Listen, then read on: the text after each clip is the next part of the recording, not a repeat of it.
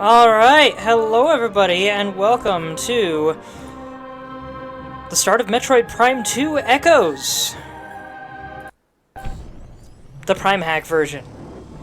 Because there is no HD version of this game, unfortunately. That said, with the fact that I have removed the extra RAM in my computer due to the possibility that my CPU just can't handle that much RAM, I don't know that I would have been able to play an HD version anyway. But this has been a long time coming. I was supposed to have started this a while back, and then Silksong popped out of nowhere, and spent all last month playing it, and I'm still not done with it. 8 days ago, contact with Galactic Federation Trooper Squad Bravo was lost. Contract agreement. Locate Federation troopers and render assistance. Data confirmation. Last transmission received from a rogue planet located in the Dasha region called Aether. Uploading last known coordinates now.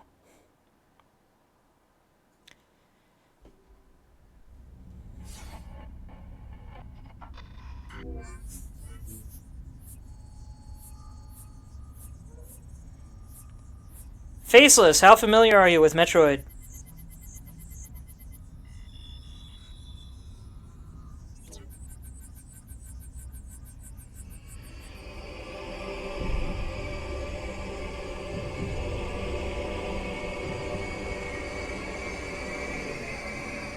That planet don't look too good.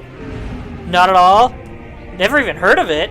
Have you heard of the Metroidvania game genre?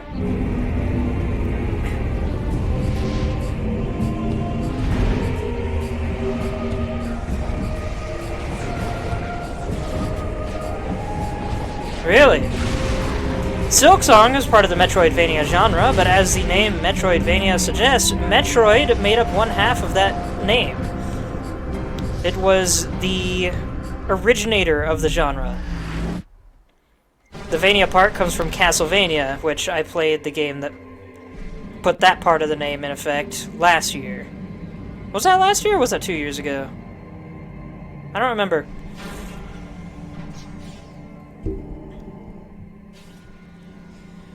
Anyway.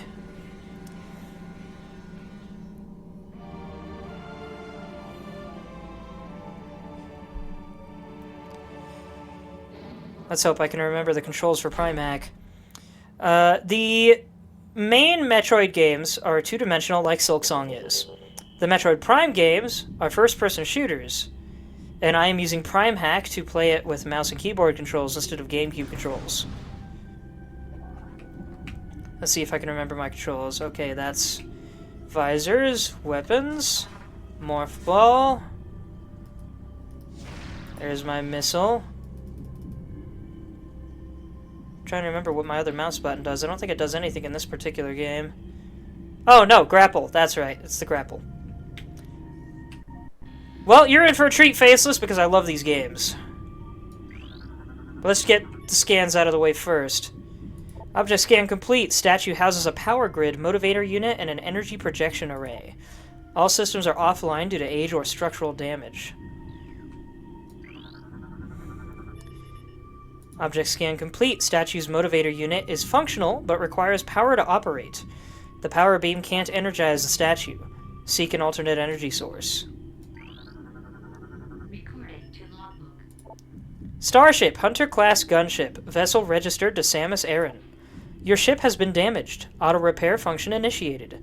You can return to your ship to recharge energy, reload weapons, and save progress in the game. Press 2 for logbook. I don't remember what button is 2 on my mouse. Hold on a minute. I guess I didn't figure it out. Let's go ahead and save real quick, just so we don't have to go through that whole intro again if something happens. So, before I get into the actual gameplay, this was my other introduction to the Metroid franchise as a whole. You might remember I said that Metroid Fusion was my first Metroid game by technicality. Metroid Prime 2 was my first time playing a Prime game. I had no idea what it was when a friend of mine introduced it to me. And at the time, it was the most graphically intensive game I'd ever played. Up until that point, I'd only really played Mario, Star Fox, and Pikmin, and a bunch of Game Boy games. And then in comes Metroid Prime 2, which is arguably the darkest Metroid game. But I loved it. I ended up borrowing the Prime games, and my interest in the series launched. It was at some point later on that I discovered Metroid Fusion and realized, hey, this is a game I played when I was like 5 in a GameStop. And that was how I got into Metroid. Things right out the gate that I love about this game more than Metroid Prime 1. The main one is the scan visor. Unlike the first game where you just have little nodes on things, this game actually highlights things that you can scan in full, like you would expect a scanner to do, and you get red for important, blue for non-important, and green for already scanned. Makes it much easier to read than simply red for important, orange for not important, and slightly faded for scanned. Object contains large quantity of acidic fluid. Fluids may be used by indigenous bioforms for digestive purposes. Shell is vulnerable to weapon fire. I'm going to turn up my volume a little bit. Now this game is actually not as creepy as I would like it to be, but it implies some freakiness here and there, mainly with these things.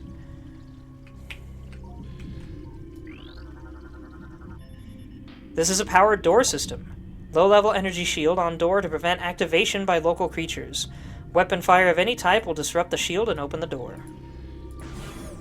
There's going to be a lot of skin, and this room freaked me out as a kid until I realized it's actually entirely harmless. But, there's going to be a lot of scans starting out because, you know, world building and all that. Hope you don't mind all the reading. A second thing I love about the scanning in this game that I almost forgot about is that it gives you a 3D model to look at instead of just a bunch of, like, X-ray pictures. The X-ray pictures are cool, but the 3D model really gives you an idea of the shape of something. And I always really liked that. I was always bummed that they returned to simple X-ray pictures in the third game instead of having pictures and a model. Those look like cockroaches? What do? Durable plant form adapted to low-light environment. The presence of a plant container suggests that it was placed here for decoration, possibly by local sentients. You saying these things look like cockroaches? Because they're plants. I don't know how they could look like cockroaches.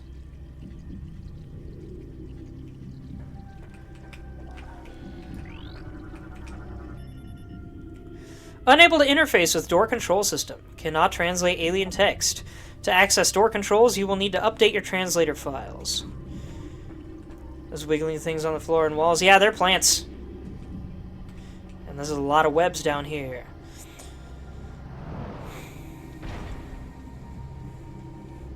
What is all this gas? So much blue! Device is part of a ventilation system, converted to dispense pesticide.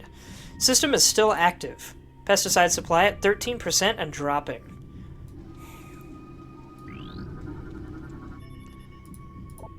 I just want to point out, those have to be the biggest pesticide dispensers I've ever seen. These storage units are known for their complex lock systems. Destroy them to discover their contents. Galactic Federation crates. This is a heavy Galactic Federation crate. These storage units are durable. Only heavy weapons and explosives can damage them. Terminated bioform scan complete. Codex genome match splinter. Source of termination. Inhalation of industrial-grade pesticide. Toxic elements still present in local atmosphere. Maintain suit lockdown for effective life support.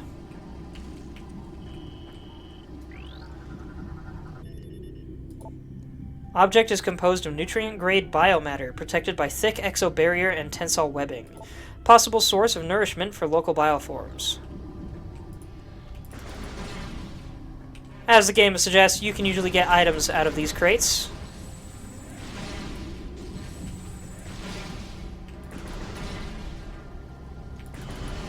Of course, it's possible we won't get anything at the moment because we haven't used any equipment. Nor lost any HP. Mechanism. Mark 6 Gate. Armored Defense System. This gate is used with armored security locks. The locks must be neutralized for the gate to operate. The gate is durable, resistant to all but the most potent explosives.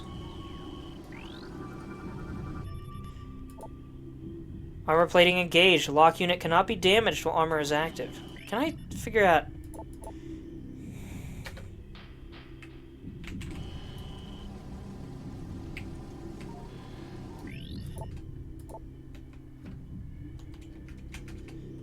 Hey, Orange, you made it. How you doing?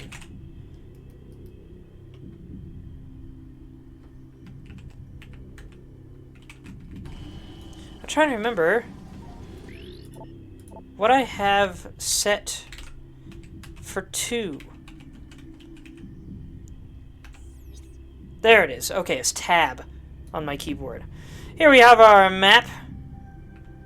Actually, no, that might mean this is 1, not 2. Oh well.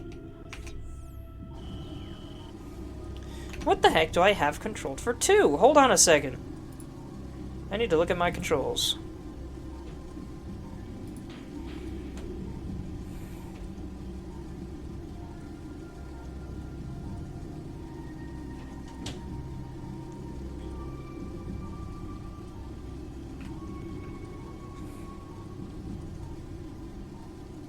Wait a minute, what? Really? Oh! I have no memory of setting that button as one of my controls. What the heck? Alright, hold on a sec.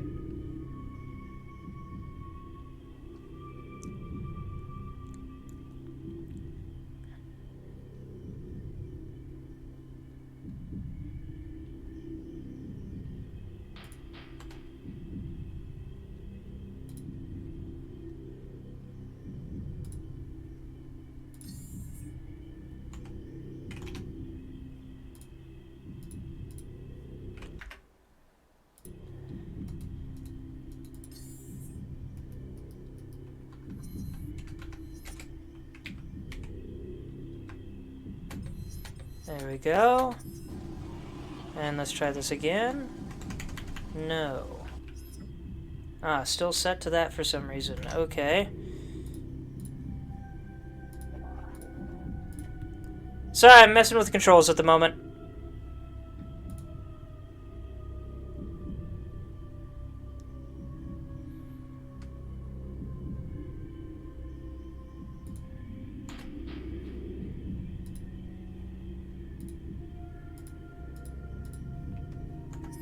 There we go. Alright, let's see. Orange is here. Hello. Zelda Chic is like burnt orange color for me at the moment. Orange is actually bright orange, and Faceless is purple. And now that I think about it, Orange and Faceless usually show up as the same colors every time, I think. It's just Zelda Chic that changes. I wonder what's up with that. Lock armor disengaged. Destroy locks to activate the gate. Gate will remain open once activated. Forgot to mention, one of my other favorite things about Metroid Prime 2 in particular is this menu, this radial menu. I always thought this was super neat. And the original game, not the Wii remake, had this for its main menu as well. And look at this. This is fun. This is super alien and super neat, and I don't know why they didn't bring this back. You can choose which color you can use.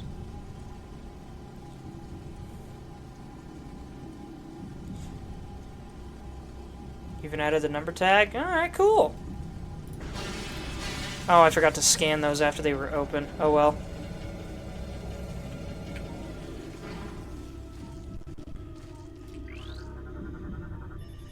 Terminated bioform scan complete. Codex genome match splinter. Bioscan indicates creature was hit by an unusual amount of weapon fire, more than necessary to kill it. Marines are not prone to such overkill. So what could have caused it? This is a converted cargo pod gate. This gate was once part of a starship cargo bay. It has been modified for security purposes. It will move when a nearby panel is scanned. That's a long gate. Security panel online. Gate control system restored. Moving gate to open position.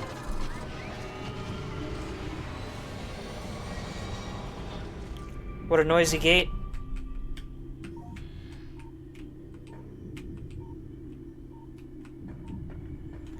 Look at that huge thing. Why would you ever need a gate like that for a storage? It would take up so much storage space. Ventilation system conversion complete. Dispensing of pesticide has commenced. Pesticide is proving effective. Hostile forces decreasing in number, though still at critical levels. Security gate report. All gates remain intact. Several gates have taken considerable damage from hostile forces. Repeated assaults may lead to a gate breach in chambers A and C. Communication system offline. Analysis indicates wiring damage in 3 crucial areas. Local hostiles are likely source of damage. Unable to repair system.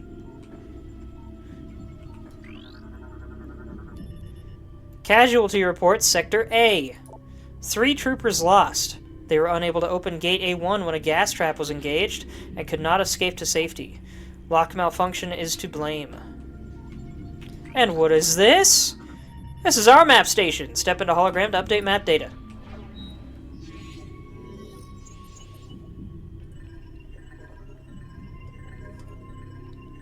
Samus's suit also looks much more sleek than it did in the first game. Maybe slightly less shiny, but a lot less bulky and awkward as well.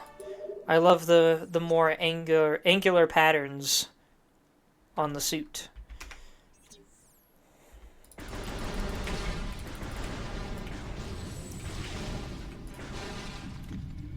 Faceless, if you want to see what all the previous Metroid games were like,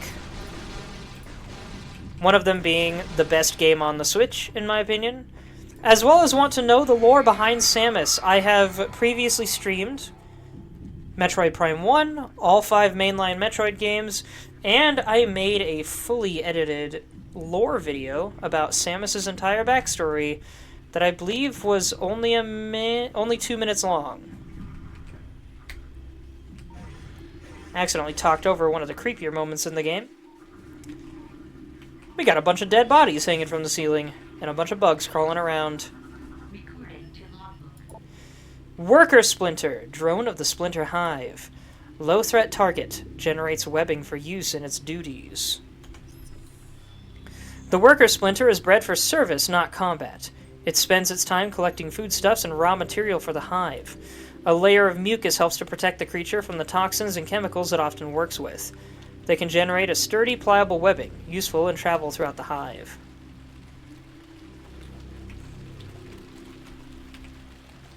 Holy crap, is it raining? It's raining! Hold on, give me a second. I need to shut my window a little bit.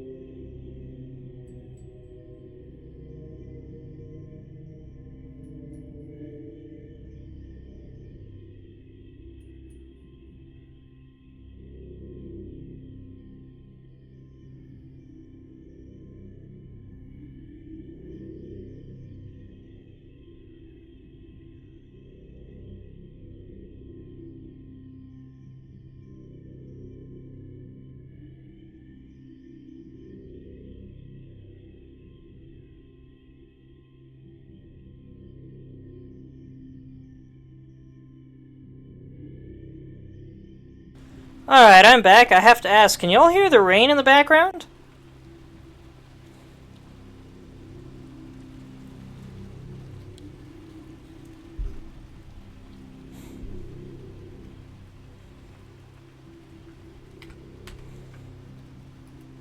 Kinda? You could before, but not now? Shoot, I didn't shut my window, I just shut it part way because I didn't want it to be too far open and I let rain into my room.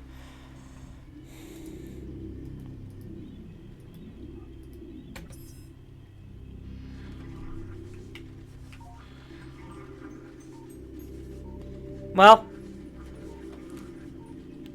also it's quieted significantly in the last few seconds, unfortunately.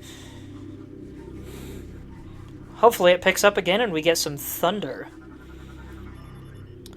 Terminated bioform scan complete. Codex genome match standard human. Source of fatal wounds, Galactic Federation assault weapon. Trooper was, in all likelihood, killed by friendly fire. Whether it was an accident or not remains to be seen. Scans indicate this trooper died of cardiac arrest. Chemical levels in body suggest a state of extreme fear at time of death. I think that was implying that he pissed himself. Cause of death difficult to determine. Digestive fluid present within armor. Subject is being broken down into simpler matter for consumption by local predators. Dude's body is being digested inside his armor. Scans detect extremely high levels of an unknown toxin in target's body. Numerous micropunctures in armor and body trace elements of toxin around these areas. Cause of death, excessive blunt trauma to numerous critical points. Bioscan results indicate that there were at least 30 individual attackers involved in this trooper's demise. Goodness gracious, these guys were not lucky.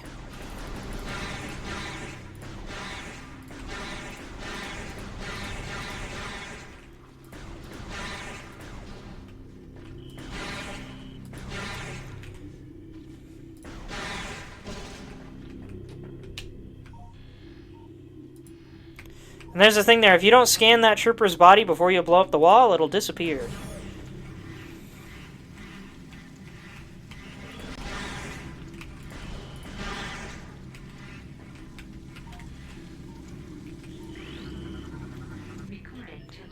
A new lore entry.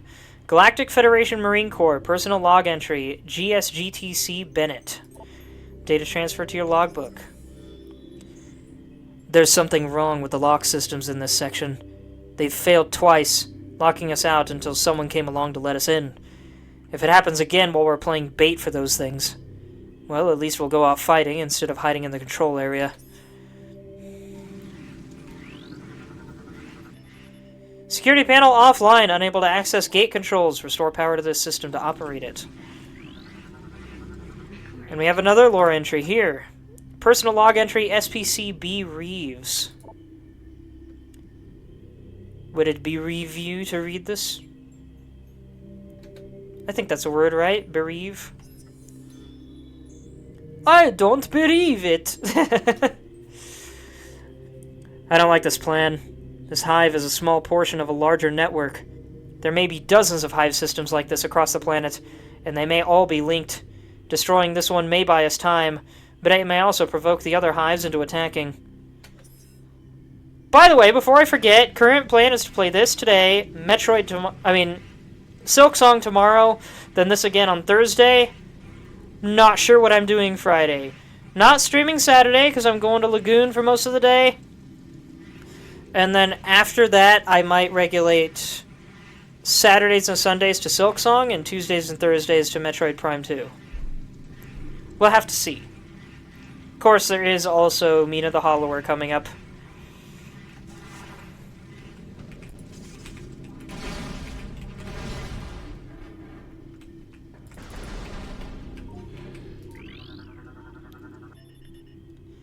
Zero life signs. Trooper's armor computer heavily damaged. Heavily? What the heck? Unable to recover log entries. Same for this guy, apparently. Bioscan complete. Unknown bioform. Zero life signs. Scans indicate target was recently terminated. 242 wounds from Trooper high-energy weapons detected.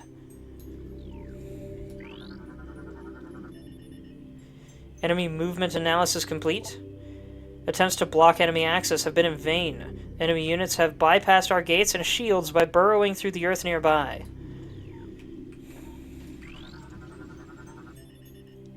Security breach. Multiple areas. All units to full alert.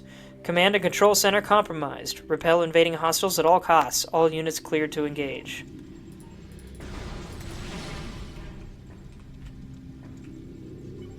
This computer's making boopity noises.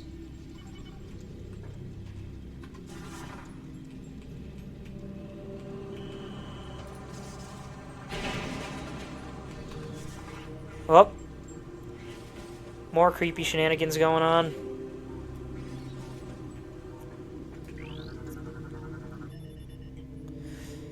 More splinter bodies. Source of termination, blunt trauma to critical areas. Evidence suggests these bioforms were eliminated in close combat by unarmed troopers. Targets were terminated by a variety of trooper weapons. Unknown biochemical residue present on several exoskeletons. Further research recommended. Engineering status log D-Seng reporting. I've installed one of the ship's reserve power cells here. It's holding so far, but too much activity could knock it offline.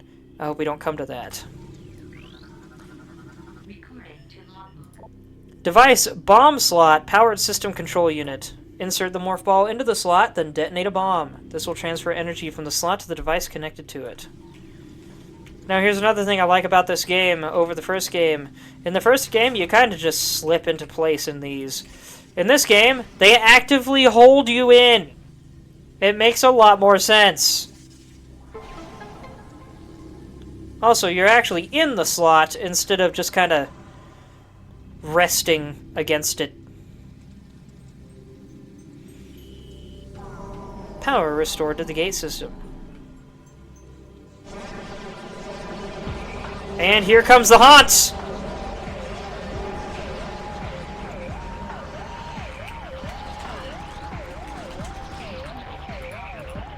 Dark Trooper, deceased GF soldier. Bioscans indicate terminated life signs of this trooper and the presence of an unknown biomass. Bioscans indicate... Oh, it already says that. The presence of an unknown biomass with parasitic tendencies. Though the trooper's armor has been compromised, the bulk of it remains intact. Weapon systems remain online as well. Full parasitic fusion has yet to be obtained, resulting in low agility and response time.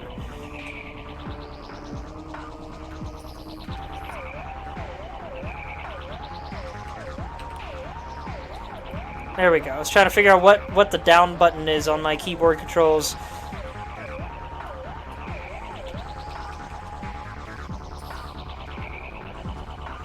So yeah, we have infected... Some kind of infected Galactic Federation troopers.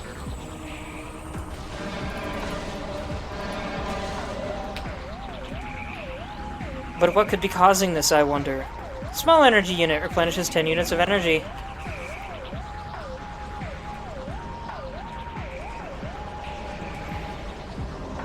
This strange purple glowing goop. What is it?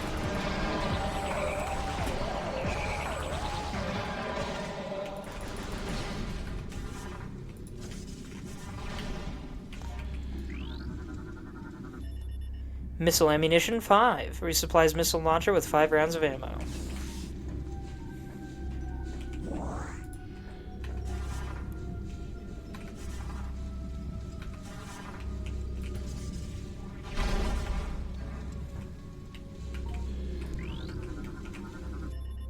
Door system access denied. Unable to bypass security codes. Seek an alternate exit.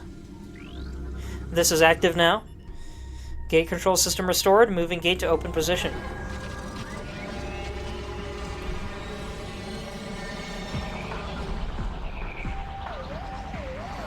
More of you!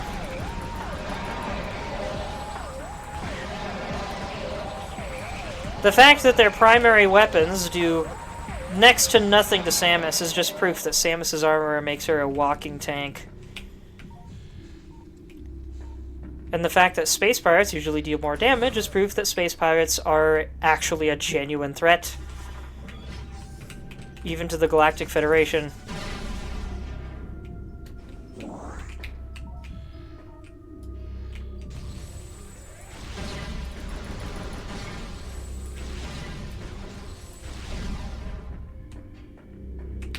I didn't remember that a simple charge shot could break the red ones.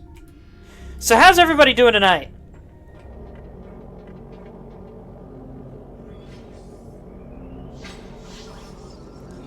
Cold? Can't turn on your heater? Uh-oh. Who this be that looks oddly like Samus? Welcome back, Orange. How you doing? You're good? I'm doing good. Unknown dimensional anomaly. Anomaly seems to be a dimensional rift. Target destination unknown. Cause of death, cardiac arrest due to electrocution. Subject was ensnared in a network of live wires leading from an active power core. Just not getting above freezing this week, and there's only so much a heater can do. That's unfortunate. Evidence suggests target was caught in a power cell explosion. Cellular breakdown from... What the... Hold on. Cellular breakdown from radiation exposure present in 72% of target's biomass.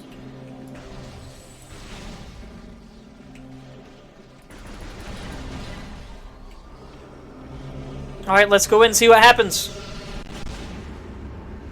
It still stayed alive long enough to get shot 242 times. No, that was an earlier creature.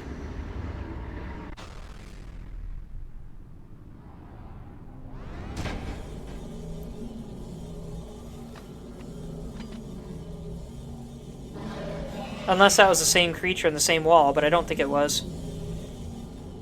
It does have a huge body, so I wouldn't be surprised if whoever killed it moved it against the wall.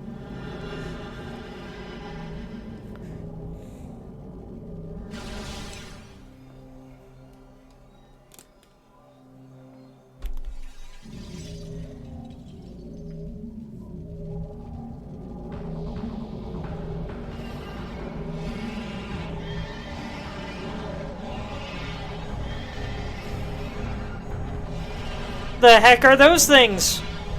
They look like splinters, but they're a little different.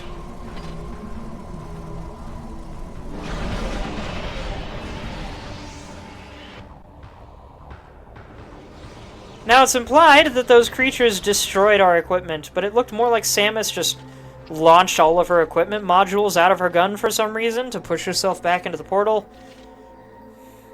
Yeah, it's a really weird cutscene when you really think about it. Even weirder than Samus getting blasted into a wall and having a suit malfunction. Chozo battle suit. Alert. Gear stolen by unknown creatures. Space jump thrusters offline. Grapple beam launcher offline. Morph ball boost unit offline. Power bomb generator offline. Missile launcher offline. We can't fire our missiles. Morph ball bomb module offline. All remaining systems online and active. We can still do Morph Ball, but we cannot drop bombs.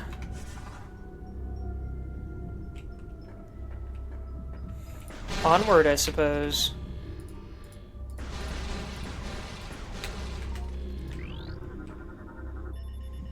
Gate system malfunction. Unit is offline. Gate will not move from current position. Tunnel cap is composed of telluric alloy. Combat damage has destabilized the cap considerably.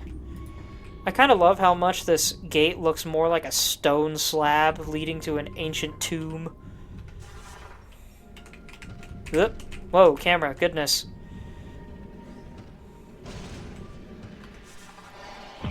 More zombies!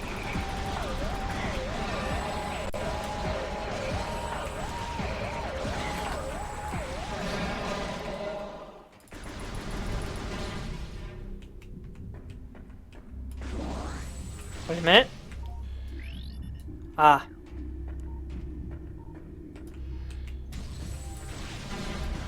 Let's clear out this space. Sorry, dude. At least now your body can rest in peace, too. And here we have our first save station. Step into these stations to save your game and fully restore your energy.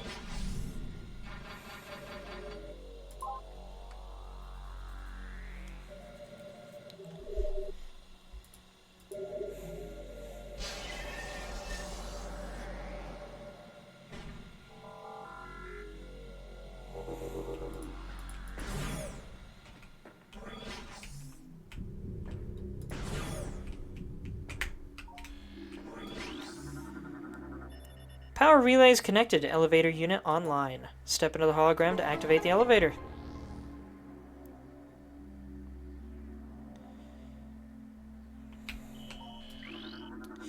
The elevator will move when you enter the hologram. Elevator platform active. I love that they bothered to model a unique elevator system for multiple different elevators in this game. They didn't have to do that.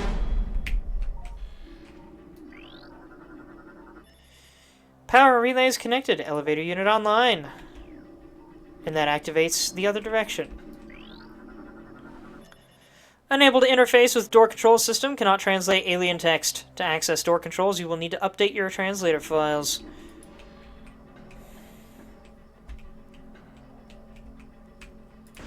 Could have sworn this was a hallway we'd been in earlier, but I guess I'm wrong. Lock armor disengaged. Destroy locks to activate the gate. Gate will remain open once activated. This is an armored security lock. Lock armor disengaged. Unable to bypass lock security systems. Destroy lock to advance.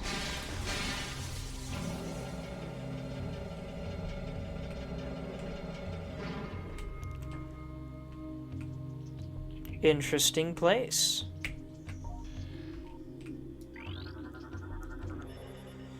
Object scan complete. This is a GF combat crane. Combat crane? Portable lifting system used by troops to assemble temporary battle structures. Ah, that explains the name. Powerful winch system lifts and moves objects quickly.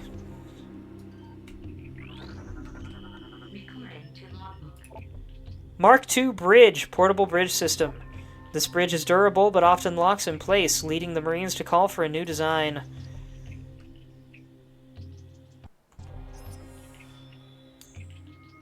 The Mark III should enter service within the next 8 cycles. This is a heavy transport crate. Unit cannot be destroyed. Currently connected to industrial winch system for movement. This is a secure Galactic Federation crate. These crates are made of the strongest metals in the cosmos. They cannot be destroyed.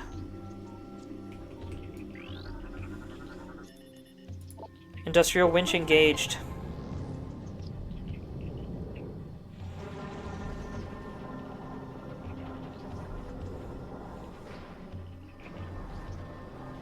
You notice they've got crates on the back of the crane as well, possibly to double as a weight system. Counterweight system, rather. Here's another unscannable door. Or uninterfaceable door, rather. We have this thing. Oh, dear. Destroyed splinter cocoon. Compromised hibernation structure. This cocoon has been heavily damaged. Only remnants of the cocoon shell remain. And here we have the main splinters. Predatory insectoid hunter. Splinters are aggressive and dangerous in numbers. Their light armor is no match for your weapons, however. Unlike the drones, these guys are not transparent, meaning they have better armor and better attack power. This, however, is not a splinter. Green Kralee, omnivorous hunter-gatherer. Simple-minded creature, patrols turf in search of nourishment. Low threat index, avoid physical contact. Look at this cute little guy. The cousin to the dimensional shifting Kralee, the green Kralee spends its days roaming in search of food. A genetic defect prevents its back crystal from harnessing energy and opening warp portals. It is doubtful the green Kralee misses this ability.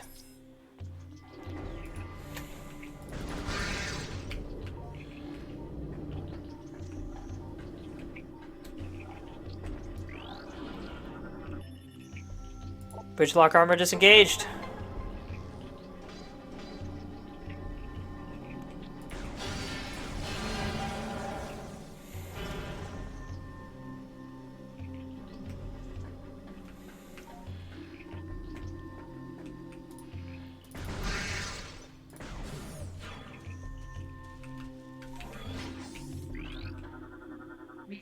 We have another logbook. Personal log entry, PFC M. Veroni.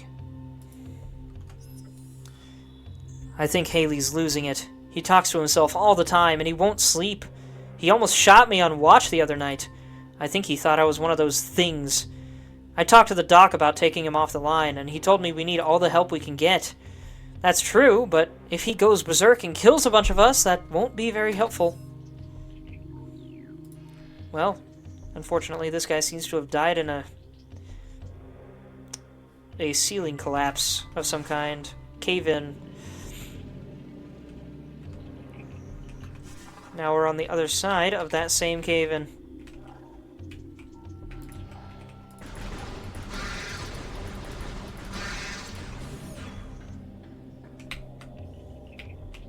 Come on, there we go. I see something back there. There's another dimensional rift, but we can't reach it yet. Welcome to the temple grounds! Notice the color-changing sky. And there's that crate we just moved.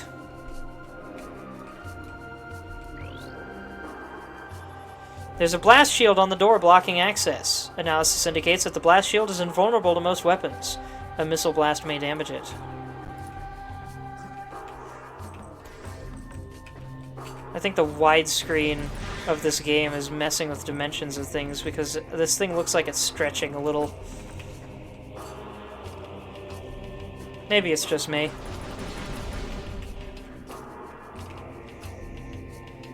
Am I the only one that sees that?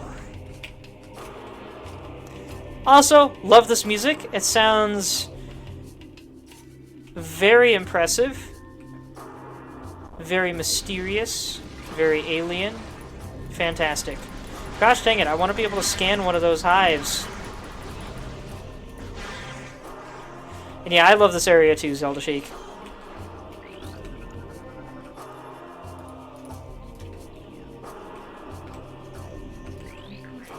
There we go.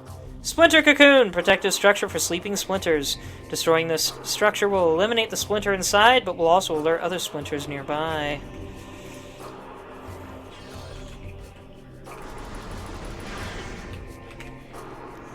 In the original Metroid Prime 2, you cannot simply move around like this very easily.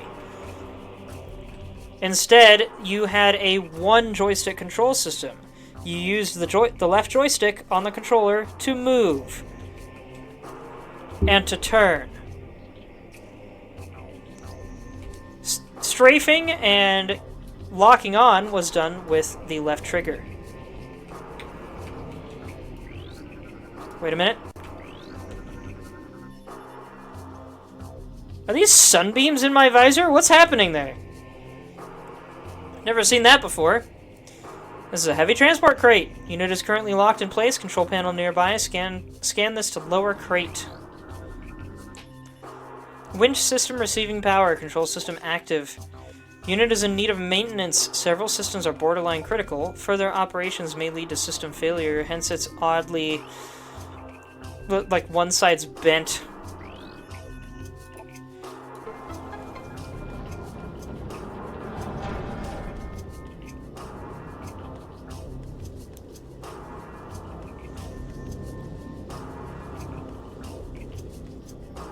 Skies have turned purple, and they fade back to normal. What could be happening? Unit cannot be destroyed. Connection to winch system failing. Cable strength is at critical.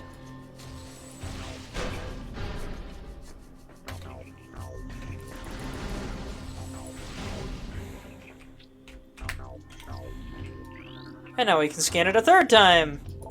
Been detached from the winch system. Winch connector destroyed. Structural integrity at 99.6%.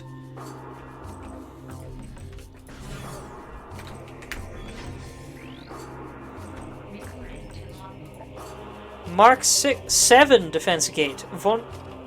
Durable Federation barrier. I almost said vulnerable, which is the exact opposite of that.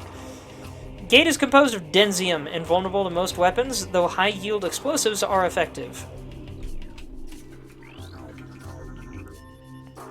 Structural analysis complete. Block contains denzium. The local creatures have weakened it, along with time and erosion. Hold on a minute. What is the... Often used in conjunction with the remote scan access control panel.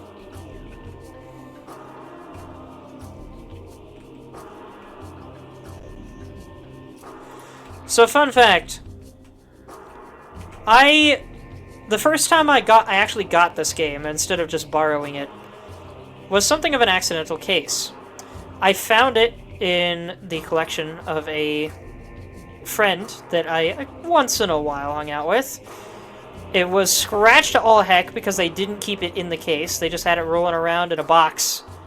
And I was like, I freaking love this game. Can I borrow it? And they were like, ah, frick, just keep it. Brother won't care about it. Turns out the brother was bummed about me keeping it, but I didn't find out until 2 years later. And he was like, oh, that's what happened to it. And I'm like, yeah, your bro said it was fine. He just, like, literally said, go ahead and keep it. He's like, ah, whatever. But, there was a problem. With the game being all scratched up, I couldn't get through this gate. Because as soon as I would open the gate, the game would crash. I was very bummed about this because I really wanted to play the game. I made multiple attempts, having to come all the way here from the last save point we encountered. Eventually, I finally got through the gate and was able to play through most of the game before I hit another trigger crash. Eventually, I convinced my parents to get the game resurfaced, and that actually worked. It still glitches now and then, but it runs much more smoothly than it used to. And I'm very happy about it. Thank you, Mom and Dad. That was a wonderful Christmas gift. Gate security protocol initiated. You are cleared to proceed. Some gates will remain locked down to prevent future incursions by hostile forces. Oh wait, should I have scanned that gate first?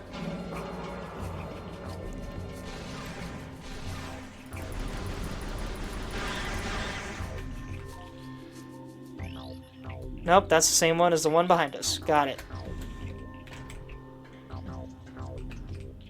Interesting that the panel's actually different on the back.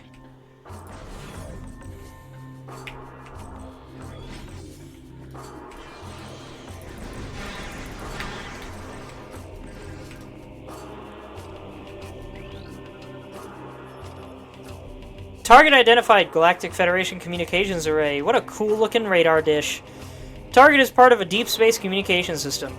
Local interference is jamming its signal. Until conditions clear, it is effectively useless. So something to do with the sky is messing with that thing.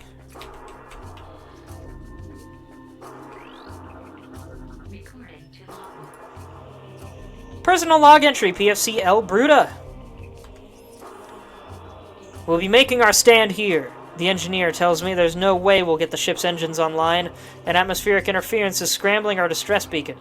If anyone reads this, know that we did our duty and fought well. But what were they fighting? It couldn't have just been splinters, right? Those things seem to be easy peasy. Initiating an automated distress signal. Adjusting transmitter for optimum performance.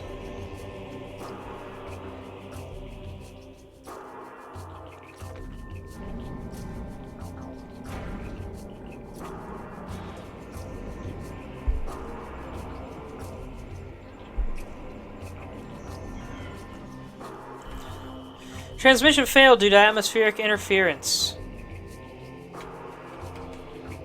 And it has stopped moving. There was that thing that took 242 shots. You're really amused by that number, aren't you? But yeah, it could have been those. Just comm system in shutdown mode. Distress signal terminated. Atmospheric conditions are blocking the signal. Ugh.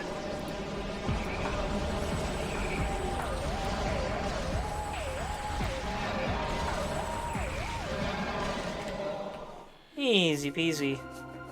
Galactic Federation troopers currently are no match for Samus Aran. At least, not when they forego tactics for blind shooting.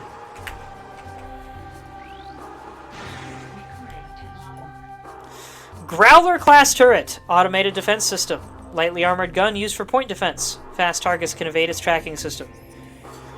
The GM42 Growler-class turret is a dated design, though it's still quite effective as a point defense system. It is lightly armored, and fast-moving targets can evade its tracking system. Several copies of the system exist, including the Space Pirate Humility-class automated turret, which I think was in the previous game. Check out this crazy-looking thing. I have to wonder what's up with the spinning bit. See, they didn't have to model the top of this, or the inside of it, but they totally did.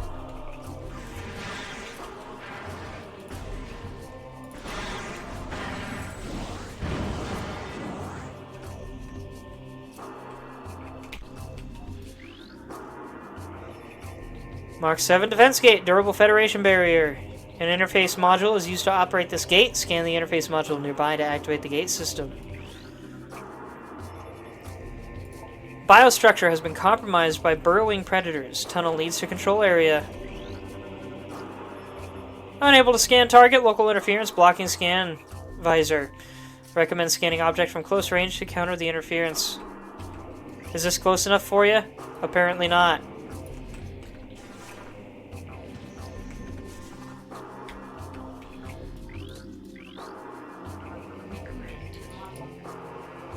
Personal log entry, SPC M. Angseth. What a cool last name. This is ridiculous. I can outshoot half the men here, and I'm stuck on monitor duty. I didn't join up to stare at a hollow screen. This wouldn't happen to Samus Aran. She'd be out there taking care of business, not pushing buttons and sending reports. She is also a bounty hunter with nobody to report to except whoever hires her. I never noticed the spikes jutting around the outside of the scanner here. Of course, that is actually unique to this version of the game, which is the Wii version, not the GameCube version. Power restored to gate unit. Control circuit malfunction. Gate may operate in an erratic fashion. Now I want to point out something that blew my mind about this game. Check this out. They actually modeled every single surface instead of just texturing it. They did not have to make it possible to shoot inside this hole, but they did. And you can shoot way back there, too. That just shows you the attention to detail that they put into this game. And I've always deeply admired it.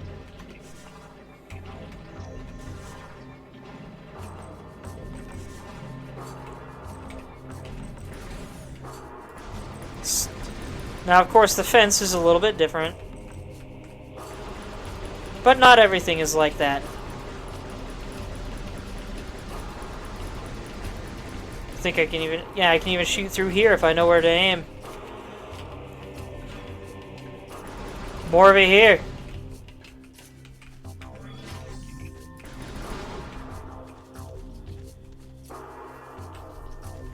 Well, that looks like a starship. And a very cool one at that.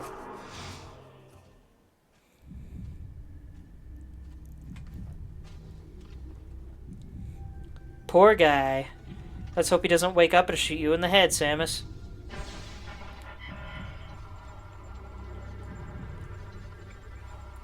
What will the computer tell us?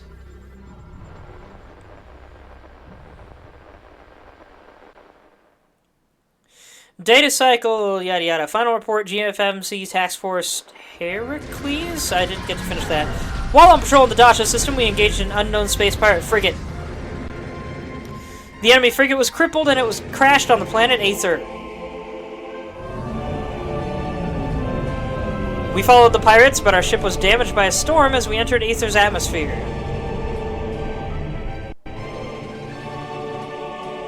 Just like Samus's was. Oh, that was a glitch there. They weren't supposed to freeze in place like that. Heavy magnetic activity during the storm disabled our comm systems. Upon landing, we split into 2 units, one to set up an ops base, the other to something. Each unit was doing fine, no problems. Until they appeared. I don't remember the text going this fast, goodness gracious.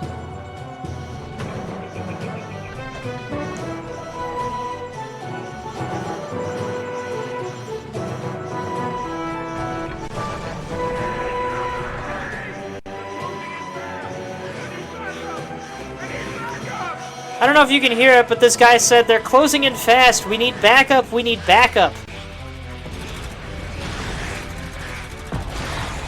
It's very faint. Even I didn't hear it the first time I played this game. Well, ad starting in 1 minute. These don't look like regular splinters.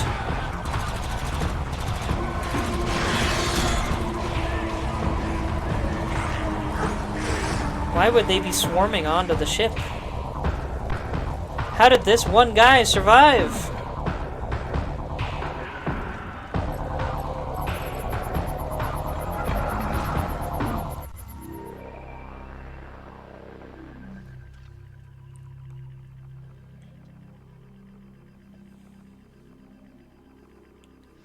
somehow she closed his eyes, I think.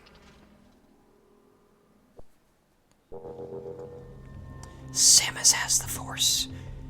She uses it exclusively to close the eyes of the dead. Let's do some scans. Memory core damaged, unable to restore access. Seek individual log entries in Trooper Armor Suit systems. Personal log entry, Captain A. Exeter. I'm beginning to think it was a real bad idea going down there. Reeves is right. That hive is just one of many.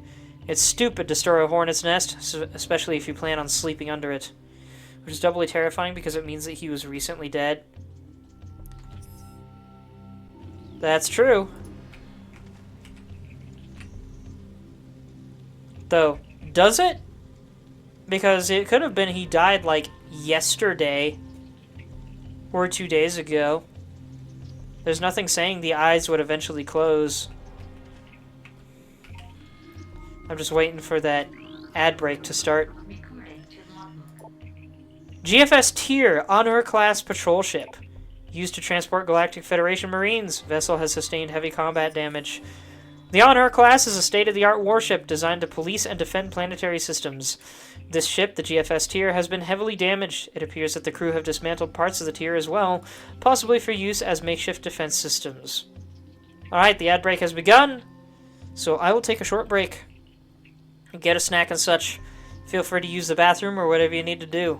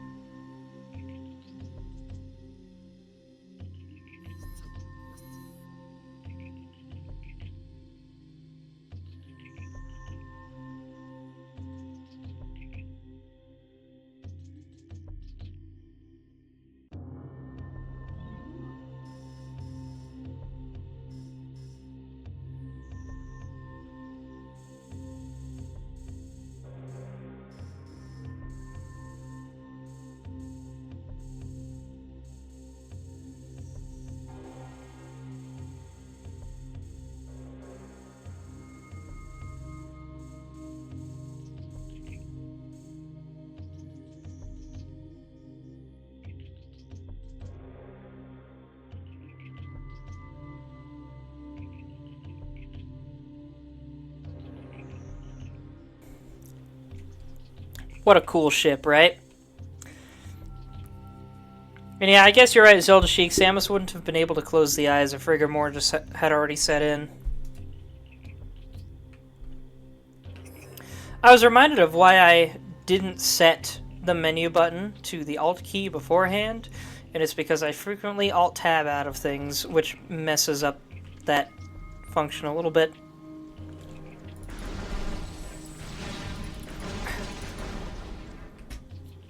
What just blew up?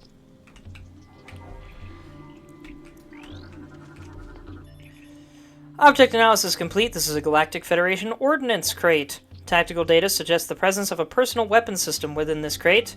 Use of heavy force required to eliminate the crate.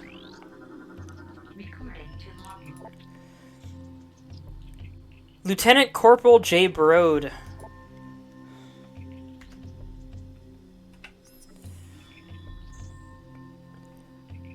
Oh man, I'm almost tempted to do a Shaggy voice for this. I don't know if I can do that though. Man, I hope that's the only breeding ground for these things. No, I can't. I can't figure it out on the spot right now. If there's more, we're in big trouble. We had a hard enough time taking that one out of commission. I almost ran out of ammo. I never run out of ammo.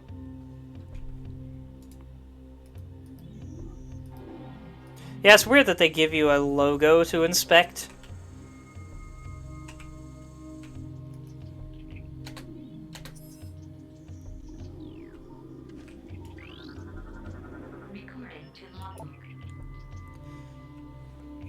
Private First Class G. Haley.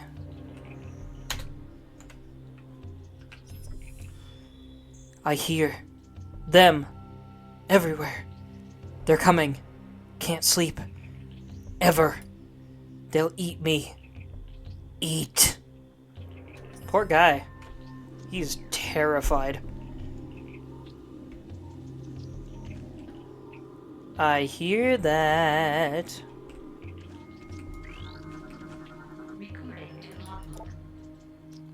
Personal log entry, Private First Class S. Milligan. Bruta lost the bet, so he switched watch duty with me. I figure this section is nice and safe and boring, which suits me just fine. Let those other pugs guard the hot zone. Hold on. Hey! Halt! No! Heh! Transmission ends. That's what you get for being lazy, I guess. Or wait, was he saying he wanted the more active job, actually? Oh no, nice and safe and boring. To be fair, it is next to the big fancy starship. You wouldn't expect to get absolutely destroyed here. I don't know what SPC means.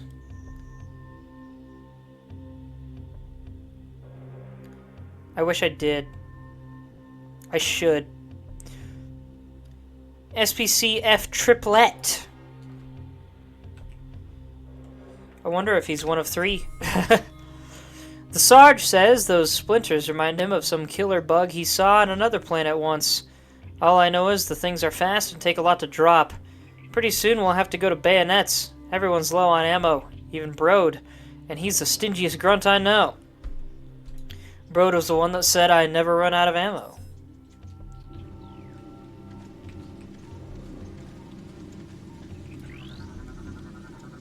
Specialist, got it. Private First Class O. Grip, Tech, X. Dominguez, Medic, and G. Haley, Trooper. First Lieutenant W. Smith, Squad Leader. Private First Class L. Bruta, Trooper, M. Veroni, Trooper, I. Craney, Trooper. Private First Class S. Milligan, E. Dennis, and U. McCullough, all troopers. Specialist M. Angseth, Comms. Lieutenant Corporal J. Brode, Trooper. Private First Class P. Wills, Tech. Lieutenant Commander T. Huxley, Medical Officer. Sergeant E. Mons, First Trooper. Specialist B. Reeves, Science. Specialist F. Triplet, Gunner. General Sergeant, I think? C. Bennett, First Trooper. Specialist D. Senge, Engineer. Lieutenant Corporal R. Vonda, Trooper.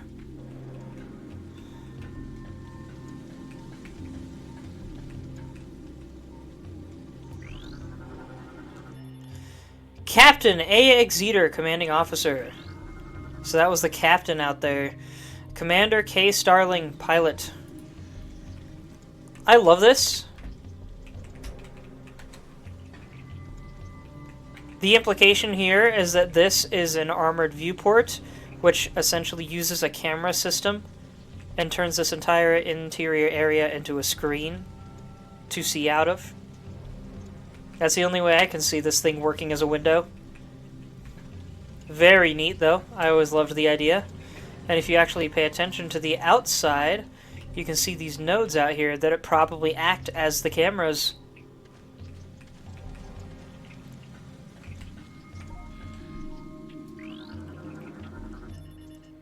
Doors to open position. Ah, another map station. In what appears to be a server room.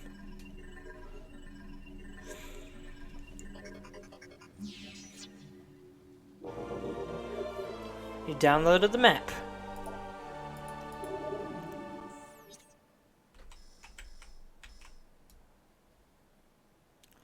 What a big place! Let's see, how do I zoom out? There we go. What a big place! Nope.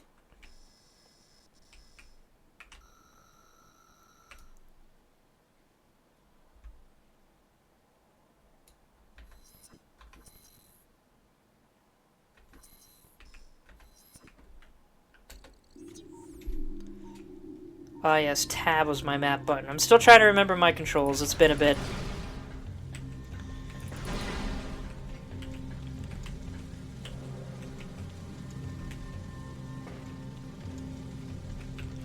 Alright. I think that's everything. And I think that gate there was the other one that bugged out my physical copy back in the day. Okay, what's inside you? We have the missile launcher. Come back to me, my beautiful explosives. It's time to make art.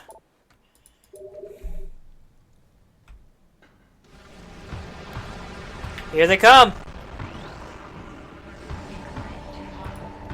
Dark Splinter, Darkling-possessed insectoid predator. The scan system's starting to clue in to what this parasite is. The alien symbiote within the Splinter augments its strength and durability, threat level raised. Target is host to a parasitic bioform. The presence of the parasite increases the target's overall combat threat level. Concentrated weapons fire will damage the target.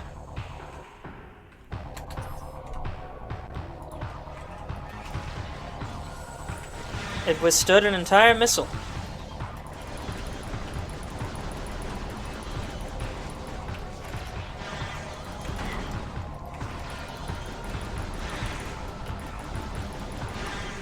On the bright side, we only had to fight 4 of them. Unlike these guys that had to fight an entire gosh dang army.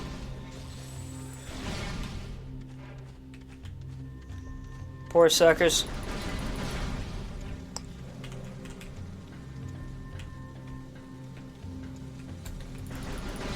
At least they got to die on one of the coolest planets in Metroid. And one of the most coherent. A lot of other planets in the Metroid series have like all these distinct biomes. But this game, while it does have distinct biomes, they don't stand out as much. It actually makes some sense that they bleed into each other. Xenotech, kinetic orb cannon, fires small spherical objects at high speeds. Scan an interface panel to bring the cannon online. Messed up my sentence structure there. Then enter the hologram to fire.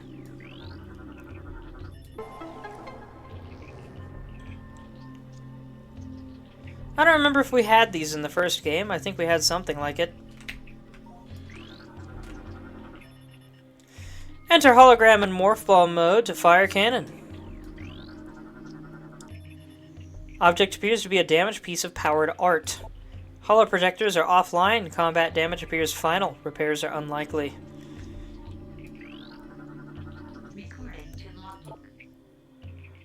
Private First Class I. Craney. Last night at Chow, Angseth starts talking about some bounty hunter and how she blew up a planet full of space pirates. Hello. I told her I didn't believe in fairy tales like that, and she took it personal. I just find it hard to believe that one person took out an entire space pirate base, that's all. But if she wants to believe in the Samus or Bigfoot or Santa Claus, she can. Hi there, Craney. I exist.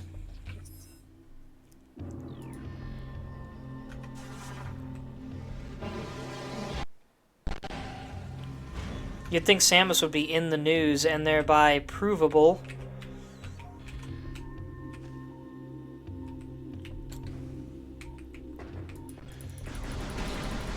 As my dad likes to say, Faceless, take your time, go and hurry back.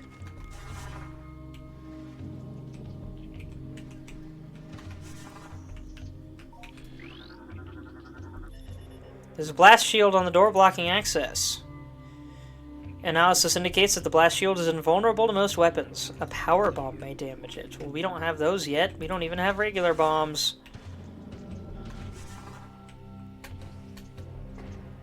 Can I get on top of that ship over there? Maybe I can. Albeit not right now.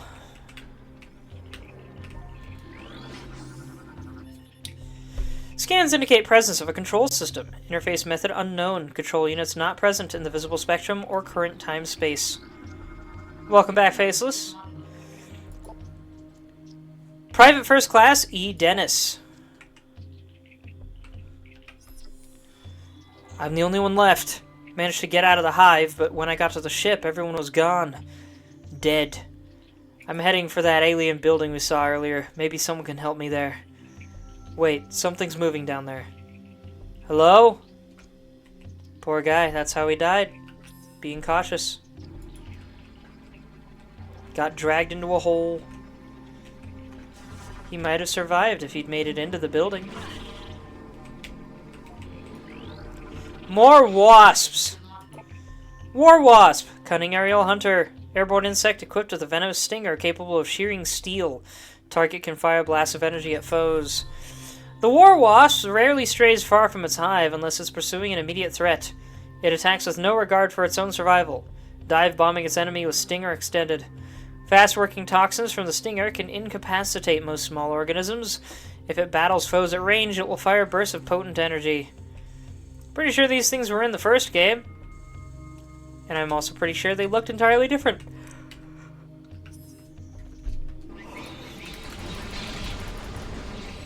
How the heck did they get all the way here from Talon 4? Or, did they get to Talon 4 from here? Or, are they just native to everything? Like humans seem to be. Loving the redesign, it is a very good one. A lot of the redesigns in this game are fantastic. My personal favorite is the space pirates. They actually look like mean old space pirates instead of looking like a bunch of malformed techno junkies.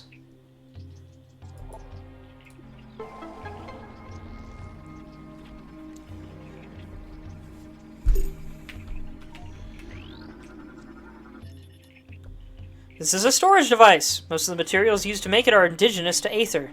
It is sturdy, but not indestructible. So these are alien crates.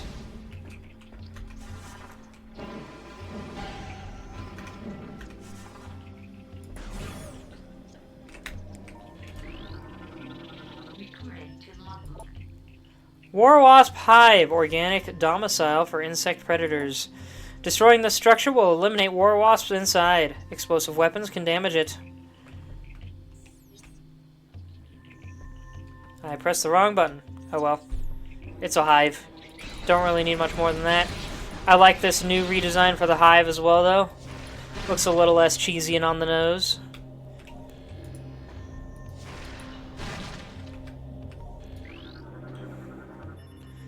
Structural analysis complete. Wall section is structurally unsound. Explosive damage may cause it to weaken.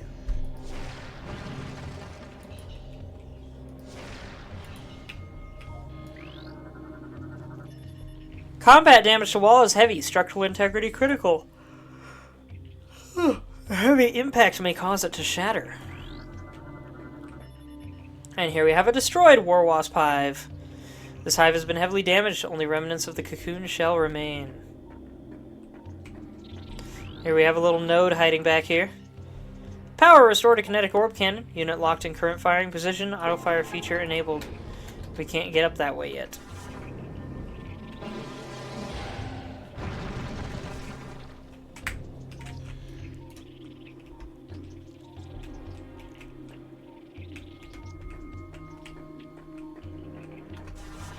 I should not be getting tired already. It's only 10:30 and I went to bed at midnight last night.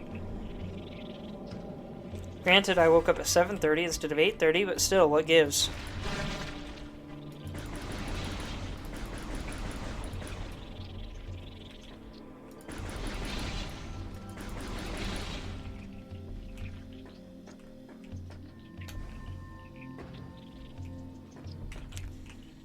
I believe there's a hive up there around the corner.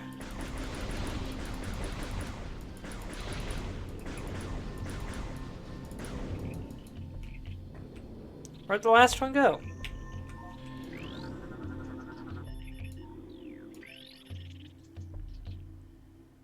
Was that thunder coming from behind me that I was just hearing?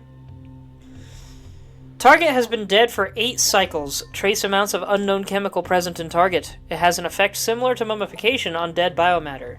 Further analysis required to determine chemical's effect on living biomatter.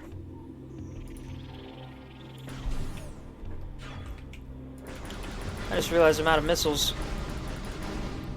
Yay!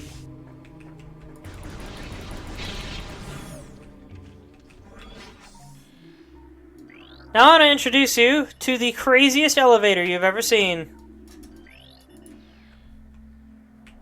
No cables or tracks or anything. Nah, this thing runs on a frickin' rocket!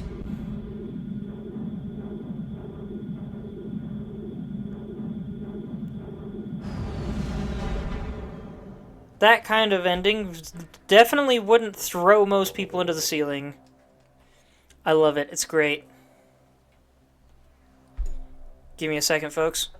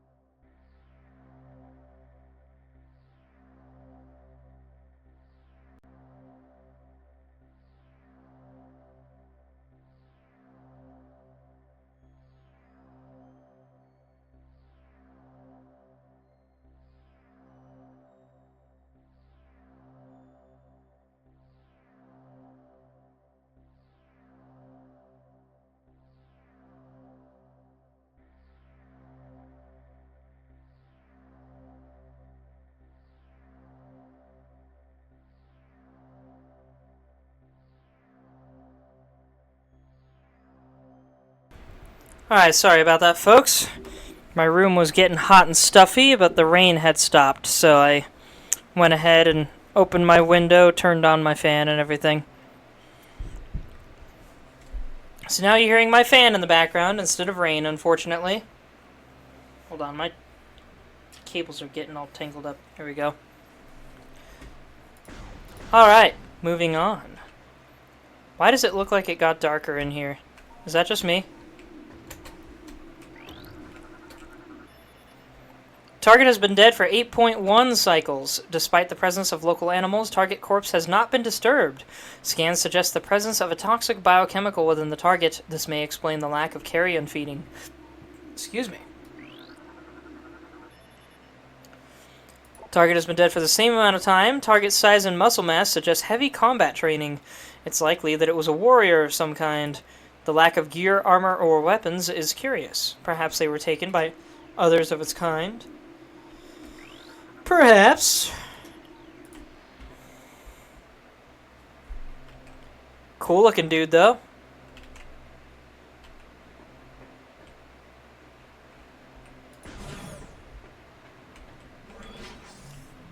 If it wasn't obvious by now, by the way, we are inside the temple the guy was trying to reach to find help. Sandbats! Small airborne predator pack. Contact with targets can cause minor damage. Targets travel in flying swarms. Sandbats are small flyers. They travel in packs for safety, though they are predatory in nature. Failing to find prey as a group, sandbats will often enter a feeding frenzy and attack one another in search of sustenance. Cool little dudes.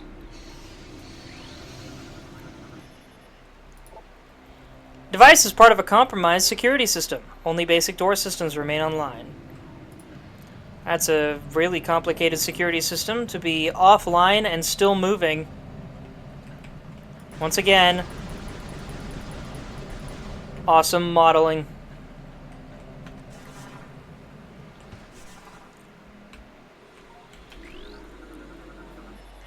Structural analysis complete. Section has taken heavy damage. Telluric alloy within section has fractured, leaving area unstable.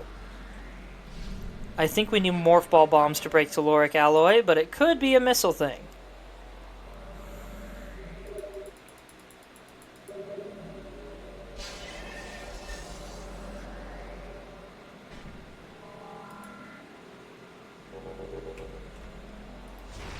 It is indeed a morph ball thing.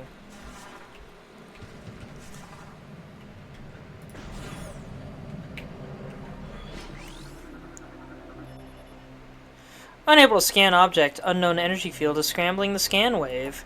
Field is localized and holding at a steady level. Further investigation advised.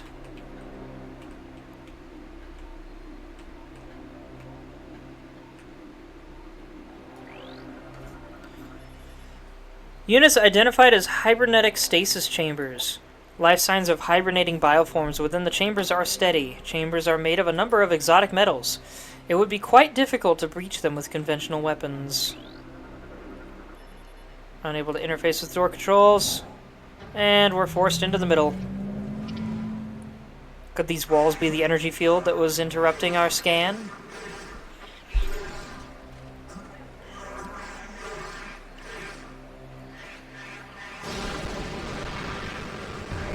Buh?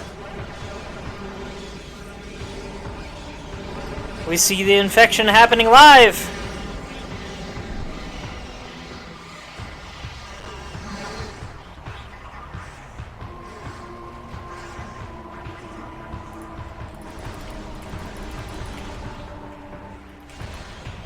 Oh my gosh, that dude just jumped into my missile.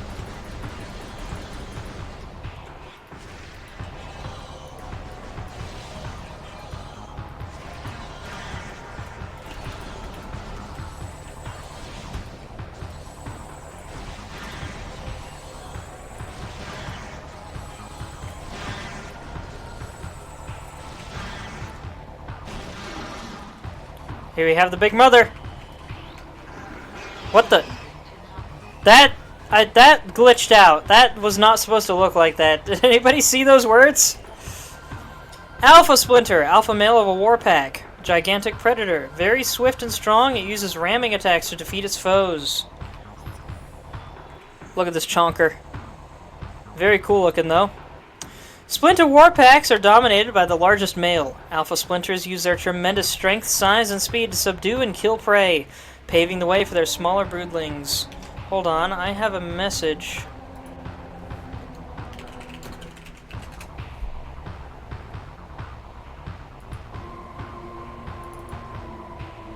Ah, yes.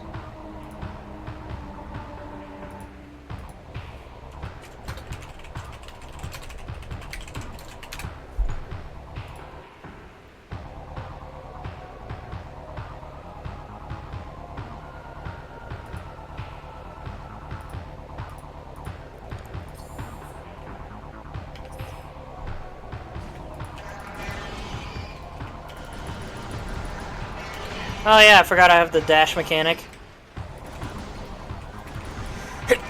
Excuse me, that was a bad time for a sneeze. And I smacked my microphone. Oh my gosh. Too much is happening.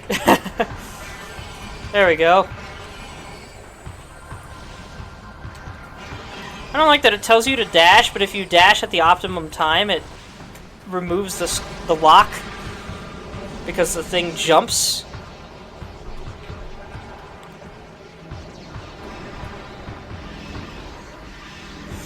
And now we are getting the Dark Alpha Splinter, alpha male of a Darkling Warpack.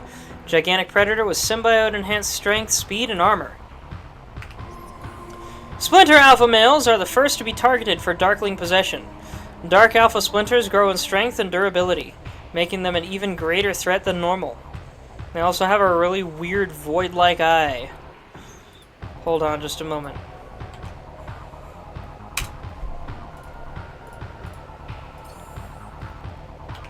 There we go.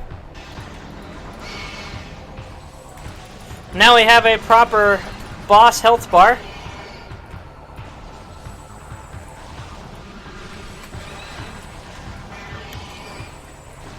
And he's not able to break lock on as well. What are you waving for, Faceless? You saying goodbye?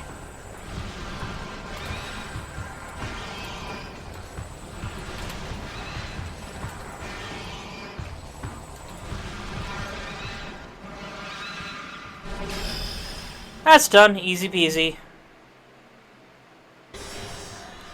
Just unlocked that emote. Nice. What is this weird glowing ball of light? Unknown technology.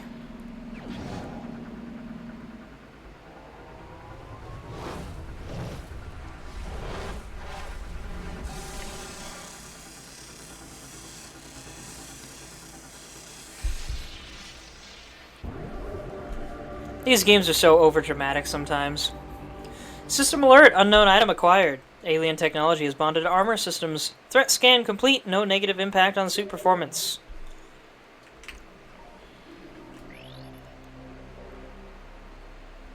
Hey there, Wicked Cutlery! How you doing? Glad to have you here. How familiar are you with How are you doing, and how familiar are you with Metroid? Specifically, Metroid Prime 2.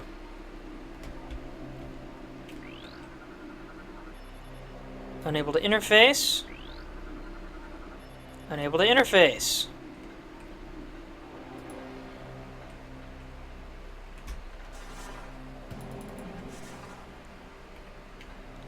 Really? I could have sworn one of these opened.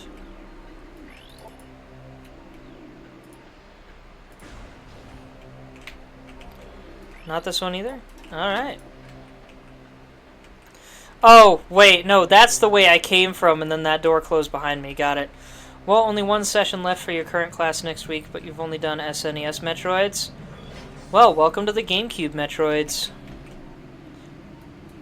I've already played through Prime 1 and all 5 mainline Metroid games. Now it's just Prime 2 and Prime 3 left in preparation for the release of Prime 4. I love this elevator. I love its walls. I love that I can shoot through so many things in its walls. I can just shoot way out into the cloudy expanse if I want to. Again, wonderful modeling by the folks that made this game.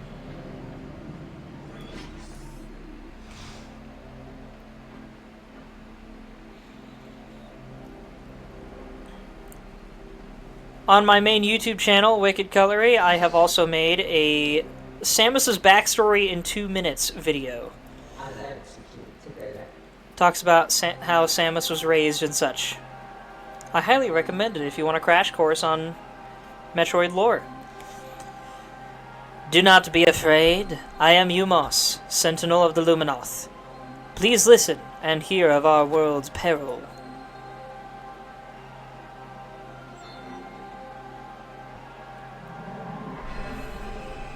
You can find my YouTube channel linked in my Twitch profile, by the way. Long ago, a cosmic object fell to our planet Ether, exploding with great force. A rift was torn in time and space, and a strange power flowed over the world. Where once there was one Ether, there were now two, one of light and one of shadow, each existing in its own dimension. It was the end of peace on Ether, for a new race was born that day on the Dark World, one filled with hate and terrible power. They are the Ing. The Ing are creatures of shadow and darkness, knowing nothing of peace or mercy. For decades we stood against them, yet we now lie on the verge of defeat. When Dark Ether was born, our planetary energy was divided. Half for our world and half for theirs. Should one world gain control of this energy, the other will perish. I love that Samus is just keeping her gun locked on him this whole time. And now she puts it down. Also, am I the only one that thinks the Luminoth are just slightly cooler than the Chozo? I really wish we got an HD version of this game, man. Frickin', it looks so good. The Luminoth would look so cool. Before you arrived, the Ing had stolen a device from us. One that collects planetary energy. With it, they have weakened our planet to the verge of collapse. This device is quite literally just a light. Just a ball of light. I couldn't tell you how it works. I don't know how I made it. I tried casting a fireball spell and it just stuck around and absorbed sunlight into it.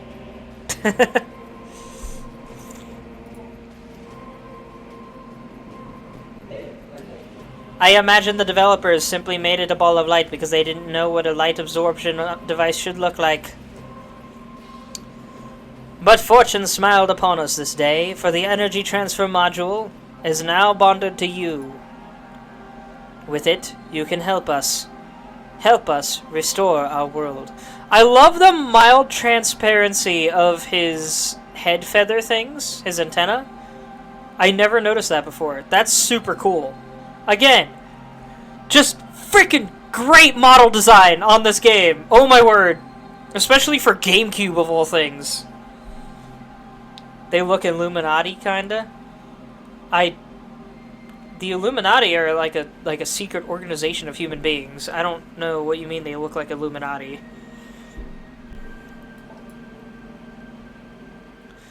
You're our only hope, Samus. He is big. This dude is twice Samus's size. I wonder what a fight with one would be like. Yeah, unfortunately you don't get to fight any of these guys. The logo Illuminati? I suppose I can kind of see that. A triangle face. Should we fall, the Ing will look to the stars for new planets to ravage and conquer. Your species could be their next victims. Assuming the Ing have the technology to get there. The Ing have taken our energy to 3 temples on Dark Ether.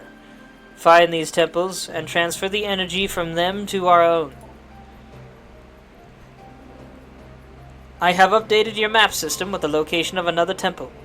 There is knowledge there that can help you on your way. I have also updated your translator module. You can now access devices and doors coded with violet holograms. Many lands are now open to you. You'll only visit one, but many are now open to you. Prepare well for your journey. The Ing now know you possess the energy transfer module. They will try to recover it at all costs. Return to me once you have restored the energy to a temple. I will aid you as I can. May the light of Ether shine upon you, and may the Force be with you. Energy fully replenished. What a cool dude. I love you, Moss. Chamber holds a collection of several types of energy. Notable types include solar, bio, and geothermal energy. Unable to measure exact power levels with current scan equipment. So this energy ball, the light of ether, is actually like multiple different kinds of energy all at the same time. Which is how it manages to power the whole gosh dang planet. Also, did you see that just now? He made a ball of light specifically to attract the bugs. Just for fun. Look at all these bugs. I don't know why it locked onto his crotch. Gosh dang center mass lock-on thing. Morphology. Luminoth. Umos. Indigenous sentient species of planet Aether. Subject is Umos, a sentinel of the Luminoth, guardian of his species and this sacred temple. Scans indicate numerous beneficial abilities, including heightened reflexes, durability, psionics, and flight. Ability to generate and manipulate energy on par with that of the Chozo. Dating scans suggest an age of 2.15 centicycles, which I think means 215 ether years old? Only known active member of the species. Of course, it could... No, 2.15 centicycles. So yeah, it could be 200 years old. Hey, Imp's coming in here with a raid. I believe Imp was just playing this same game. We're here to raid your fridge. You might want to ask my roommates about that. Most of the food in there is theirs. But hello, Imp. Glad to have you here. Currently puzzling over what 2.15 centicycles is in Earth language. I figure it's either 2.15 years or 215 years. A skill issue, my fridge now. Only known active member of the species, remaining Luminoth locked in protective stasis until crisis is resolved. What's with the eyeball thing?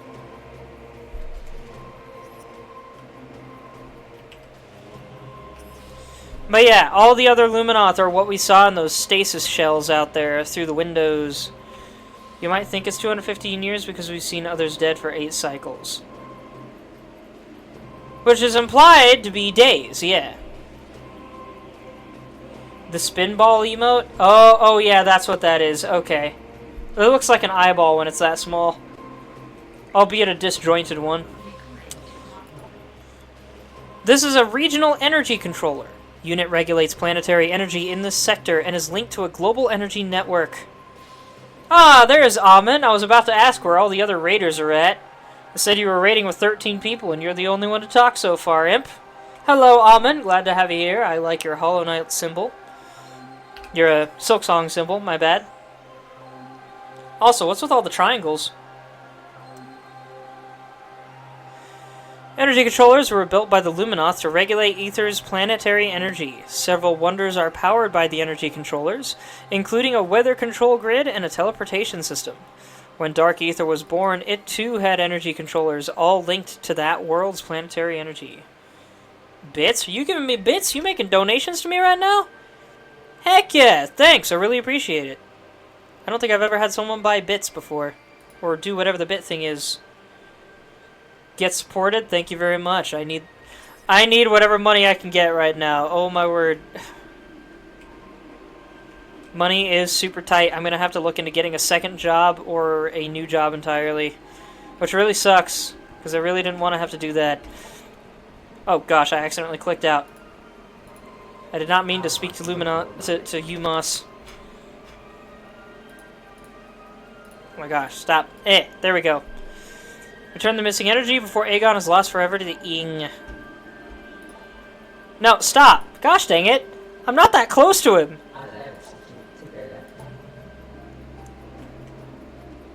I just want to click out. There we go. Look how big this guy is! He has to kneel to reach face level with us. But also... Nope, not what I meant to do. Gosh dang it. Why can I talk to him from so far away? Dude's indestructible. He just has a bubble shield for some reason. That's what I wanted to show. Luminoth lore translated. Origins. How far are you in? This is the beginning. I've only just started playing this like an hour ago. Why are you shooting Chad Umas? Because I knew it wouldn't hurt him. And I think it's neat that they bothered to actually give him a shield. I've played this before. I know how this whole game works. Aside from the programming. I don't know the programming. Enjoyed the game. This is frickin' pure Kino. I'll allow your comment in, but please try to watch your language here. Also, pure Kino is new lingo for me. I've never heard that before, but I can guess what you mean. And yes, it is. I love this game. It is my favorite Prime game. Or did you forget I've played every single Metroid game out there? Except for Pinball. I haven't played Metroid Pinball. You're good. It is told that the Luminoth were not born of ether, but of the stars. In the early days, we roamed the greatness of the void, bathing in the glorious light of 1,000 stars. We met a vast number of enlightened minds, the Nekren, the Ila, and the Chozo among them. We have yet to meet the Nekren and the Ila, though it's rumored one of them will be the subjects of Prime 4. Super Fusion and Prime 2. Some have managed to never play Prime 2, says Shadow. Well, you're in for a treat! Each of them, we found, had claimed a homeworld and formed a deep bond with it. In time, we decided to do the same. So, fun fact about these weird symbols. They actually developed a Luminoth language for this game. And each of these symbols actually does spell out something. They made a three-dimensional written language. I don't know how to read it, unfortunately. But, it is a thing. You can read it if you can figure it out, and it's really neat. Of course, I don't think that single symbol says that entire message, but it'd be neat if it did. It probably just says lore or something. It says drink your Ovaltine. Consume Prilosec! If you know that reference, give a thumbs up.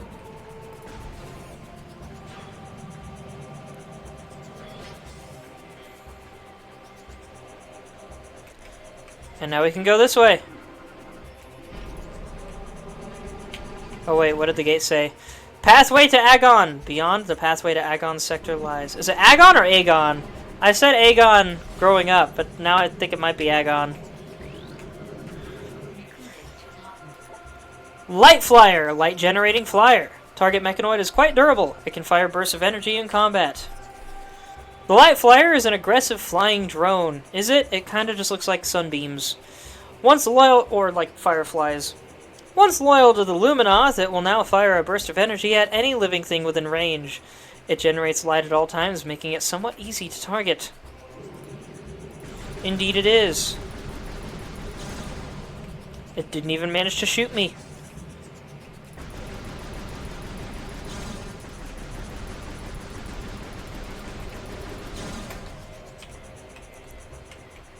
Now, how do I get up into this system of pipes here? Can't stick around long, it's bedtime, but my favorite area is Torvis. Oh yes! Torvis is the best area in the game for many reasons. It's one of the only swamp areas I actually genuinely love. Is tubes a reference to something?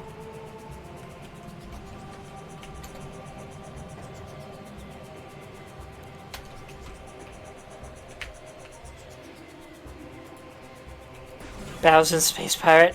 Oh yeah, that thing. That's right. I remember now.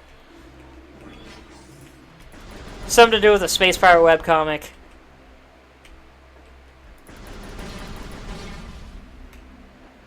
I think the Space Pirate's commenting that they keep building tubes that only Samus can fit into.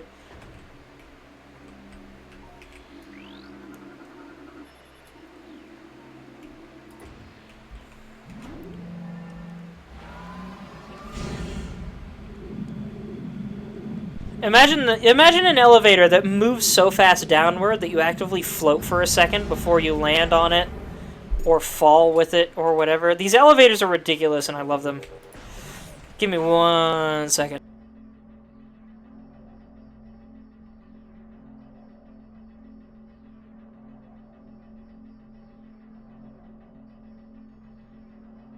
Favorite vlog, somewhere in Space Pirate Base, part of Agon Waste, Vapor for Brains. Yeah, that's a pretty good one, I'll admit.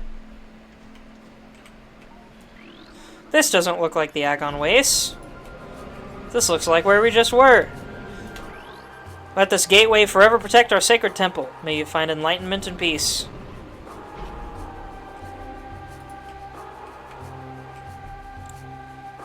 Why is my end super far behind? I don't know. You might need to reload the page or something. It looks like I did drop a few frames earlier, so that might be why. Orange has returned! I didn't realize you'd left again. How you doing, Orange? What's going on? I wonder if it's possible to kill all of these things before they get infected.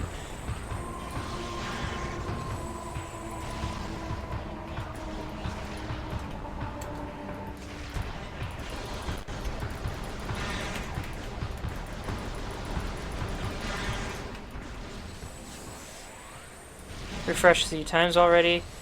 They hasted. Helped my bestie with her laundry. Nice.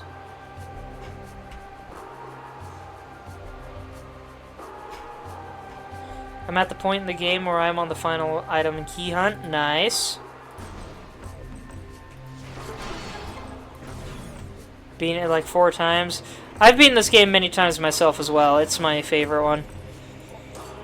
Permanently increases your maximum energy capacity by 100 units. We finally have our first energy tank. I was explaining earlier, Imp, that this was my secondary introduction to Metroid. I played Metroid Fusion for the first time as a little kid in a game store. I played a demo, I couldn't understand it, and I didn't know what it was. Many, many years later, in middle school, a friend of mine introduced me to this game in particular, which had just come out at the time. And I was hesitant because it was more graphically intensive than anything else I'd played, and I was used to that being associated with violent games that my parents didn't want me to play. But I played it, I enjoyed it, I thought it was awesome, and I borrowed it. And my parents were like, oh yeah, it's fine, it's like alien stuff, so you're good. And,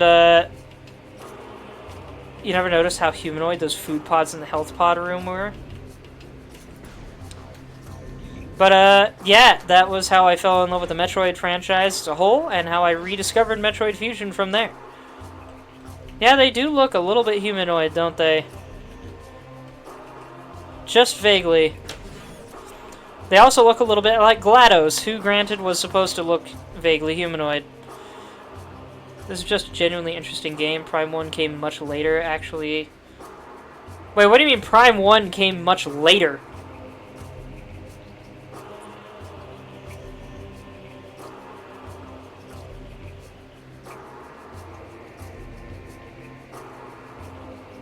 Prime 1 did not come after Prime 3.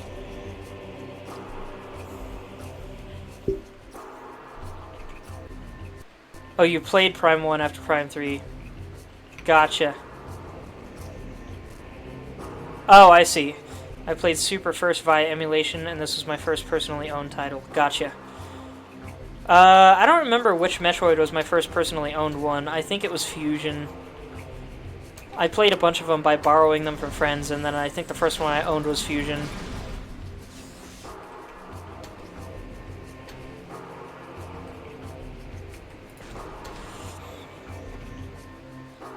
I opened this door, and oh, that was in here. Where am I supposed to go now? Hold on. Oh gosh, lag. Why is it lagging?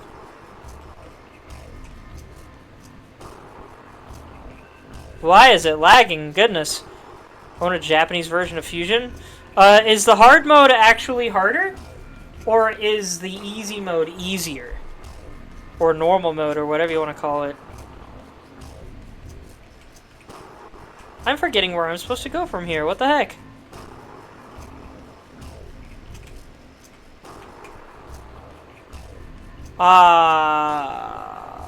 Probably there to the industrial site is my guess.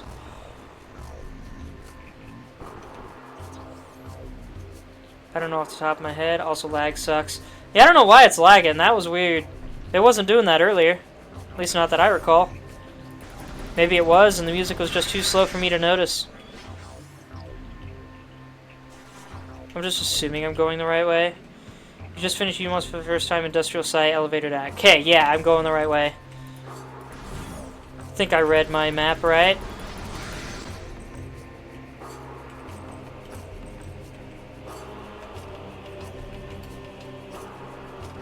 Yeah, there we go. Beyond this door, the path to Agon Waste lies. Once fertile plains, now sands scourged and ruined by war. May life thrive there again one day. Yeah, see, I'm a good map reader! I'm a great navigator! The only thing that would make me a better navigator is if I knew how to navigate oceans. Luminoth Datapack translated. J. Fmay's Testament. Some of these names are real awkward.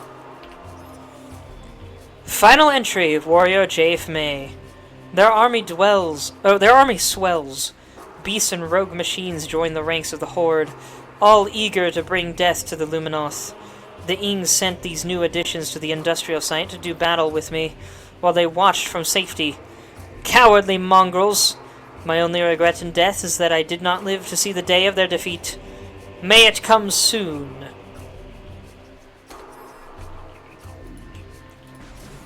This one's got blue markings, which I think are implied to mean female. Also interesting that her antennae are solid and look very papery looking, whereas Umos definitely had more detail in his antenna, but potentially slightly less detail on the body.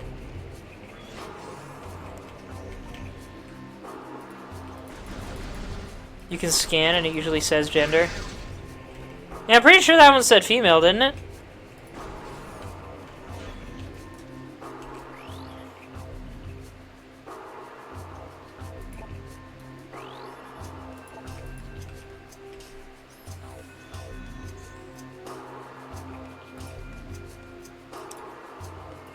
I guess it doesn't. Some delineate gender, not all. Yep.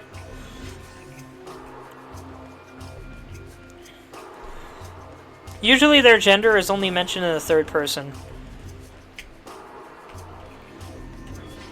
Yeah. I just want to say, check out this view. They didn't have to model all of this. There's nothing out there, but it's super cool.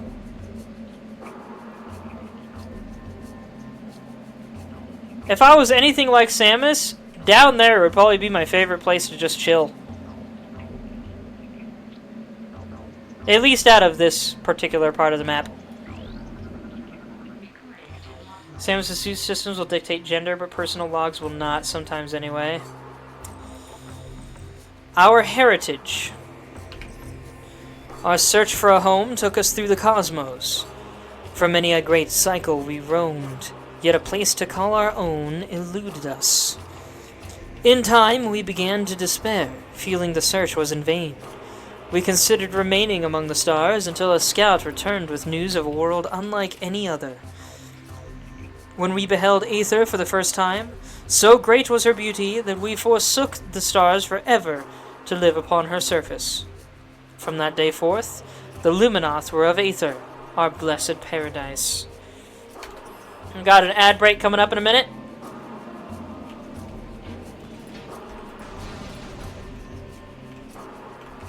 And here we have a proper missile expansion, which is jarringly fat, especially considering the missiles we got earlier were in the shape of the first game's missile expansions.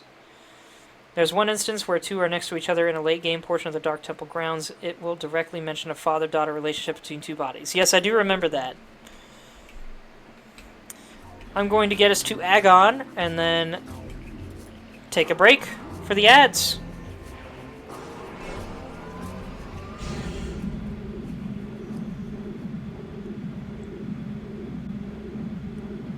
Have a good night, Imp. Always nice having you in here.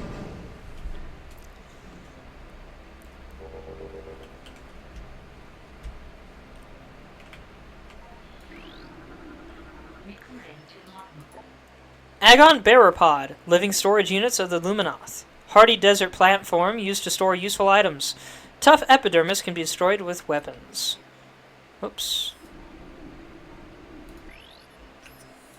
The Agon Bearer Pod is a hardy desert platform used by the Luminoth to store useful items and supplies. Its tough epidermis can be destroyed with weapons. It gathers trace amounts of moisture from the air and stores it in a number of chambers throughout its body. It can hold and process this moisture for weeks if necessary. And on this, I will pause for our ad break.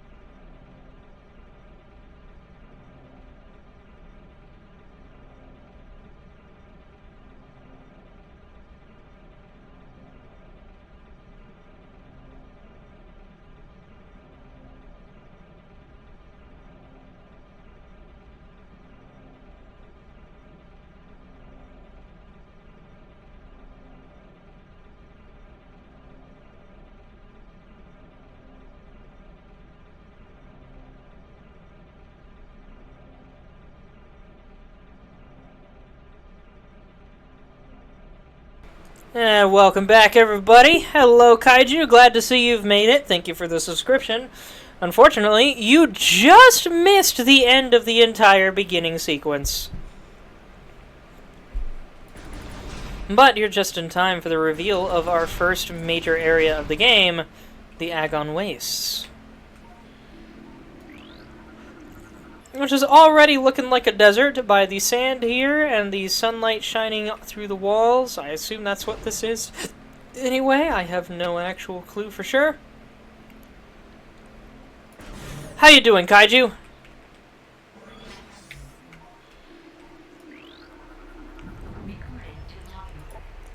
Lumite! Photosynthetic flying insectoid. Relatively harmless in shadows, powerful and invisible in the light. Look at these little steppers with their adorable flat feet. The Lumite thrives on light and can render itself invisible to most predators while within it. When out of the light, the creature is relatively harmless.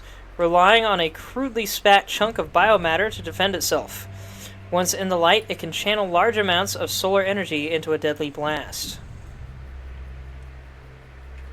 Doing okay, that's good. Target has been dead for 1.1 decacycles. So doesn't that mean... Oh, decacycles. So...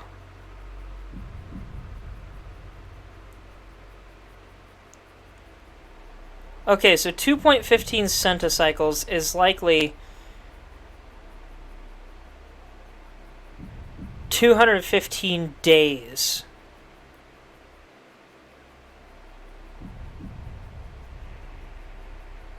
A cycle is a year? Might be. It could be days.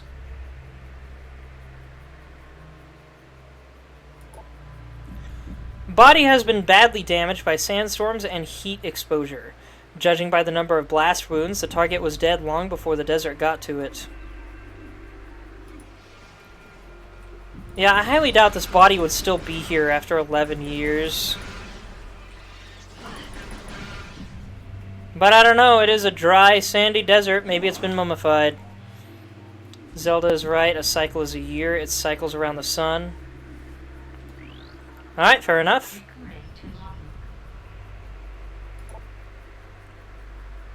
Sandgrass, indigenous strain of grass adapted to desert climate. Plant requires no moisture to survive, relying exclusively on solar energy for sustenance, making it well adapted for life in a desert environment.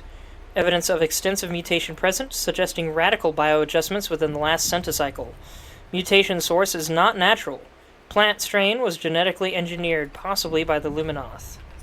You're contemplating getting a cookie? What kind of cookie? What's up with this hole in the wall?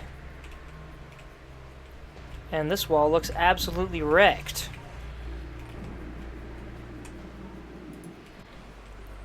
The Luminoth seem to be bug-based, so the exoskeleton may be helping preserve it. That's true. They are very obviously moth-based, specifically, or so I understand. Also, hence the name Luminoth. Welcome to the Agon Wastes.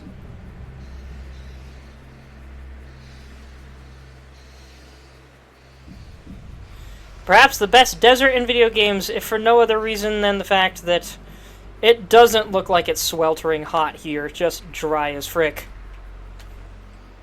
Of course, it's not better than Gerudo Sands or whatever it's called, but that's only iconic because of the music and the game it was in. This game is about getting lamp for moth. Yeah, that's true. Sand Digger. Desert-based tunneling bioform. Extremely well armored. Target exposed eyes to damage this creature. Scans indicate that the Sand Digger has a dual brain nervous system. Both of its heads are capable of attacking, disabling, and digesting prey. It fires globs of acidic digestive fluid at prey to cripple them and begin the digestion process. Its hide is very durable and resistant to weapons fire. Only its exposed eyes can be damaged.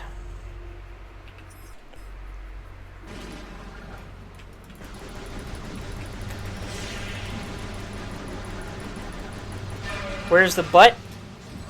Doesn't have one, clearly. Either that or the butt is directly under the middle, would be my guess.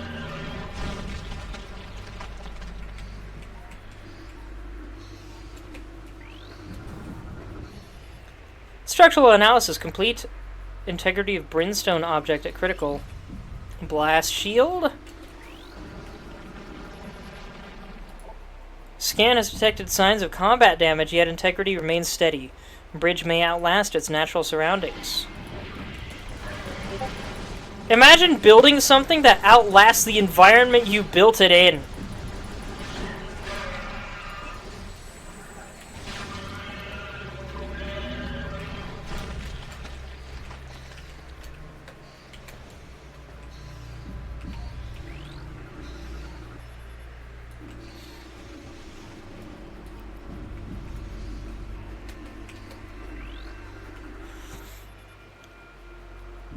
This door uses a sonic security system. Sonic detection gear needed to interface with this system. Door is receiving commands via sonic beam. The commands are keeping it shut. Destroying the sonic beam emitters may open the door. Unfortunately, that is not possible for us right now, nor will it be for a long time.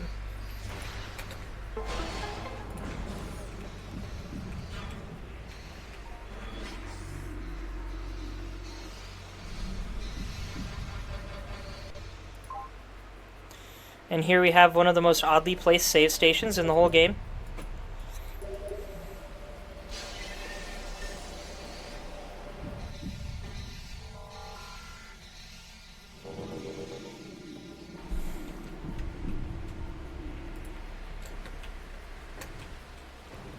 Look at the sand. Look what happens if you stand under it. Cool.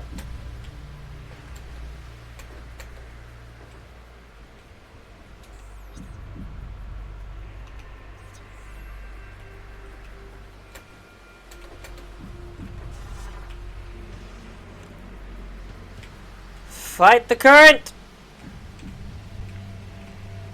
I highly doubt this would work out as well as it is with real physics, especially with how fast that sand is moving for some reason. Why is that sand moving so fast? This place is too dry to have a sand flow? Blue root tree, highly poisonous plant form. Durable tree with venomous leaves found on several worlds and desert climate zones. The blue root tree is common on worlds with desert regions. While an elegant, attractive plant, the tree's leaves are highly toxic. Few species can ingest the leaves and live. Many of them, such as the space pirates, consider the deadly blue root leaf a delicacy. Harmless to us, they just for some reason turn the screen bright frickin' blue. Hope I didn't blind anybody. Yeah, I could even walk inside the tree itself. So what is this? Is this a plant or a hologram? Easily the weirdest plant in all of Metroid, right here. Oh, but I can shoot the surface of the tree rather than the wall behind it.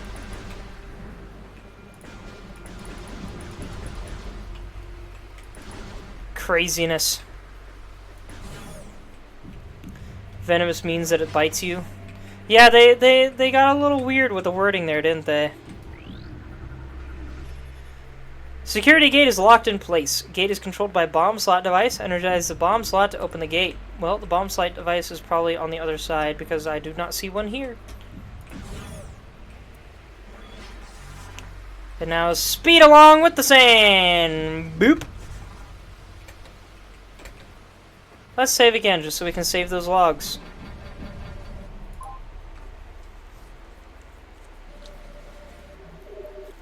Let's see, I have about a half hour left before I need to cut the stream and go to bed.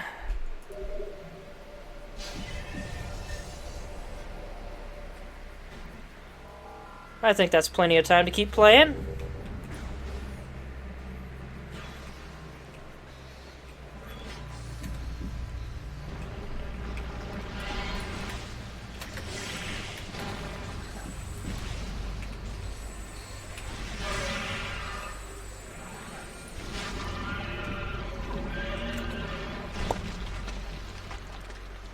There's a point of morbid amusement in the fact that they explode into bits.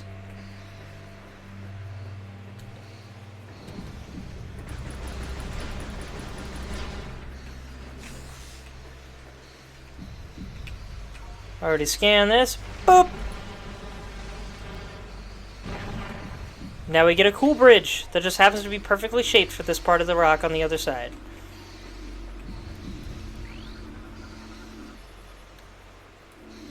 Unable to activate Luminoth lore projector. Oh, because it's yellow. Or orange? It's a very literal orange color, like orange juice. Structural analysis complete. Statue composed of ordinary alloys and stone. Purpose unknown. Possibly placed as a warning to travelers. Solar lens modified for use as part of a Luminoth sonic security system. Excuse me. Lens is connected to a sonic control system. Sonic detection gear needed to interface with this system. Neutralizing the control emitter may affect the lens.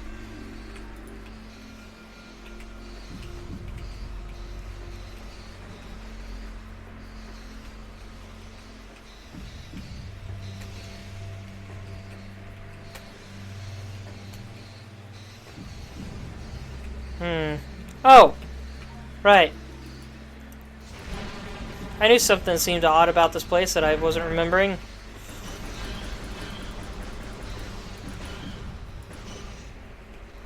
I think I once challenged myself to kill every single one of those things in one shot, and I did.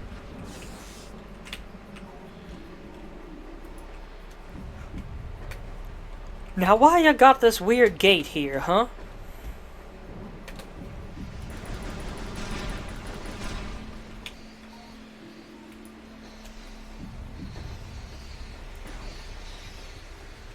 Woof, I'm getting real tired. Eyes are getting all droopy all of a sudden. I might have to cut it earlier than a half hour from now. Oh right, I don't have more full bombs. How could I forget?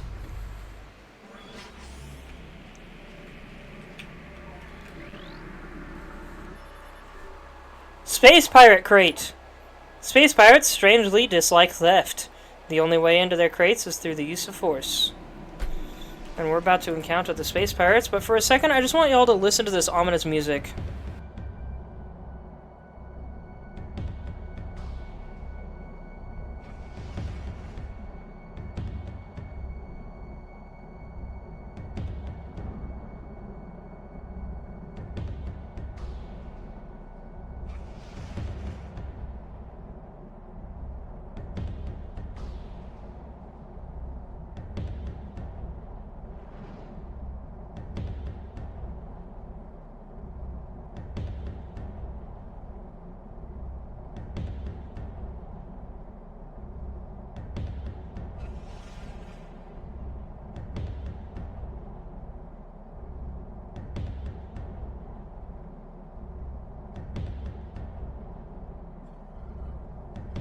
I didn't mean to make you listen to it that long, but I ate a cracker and took longer to eat it than I thought I would.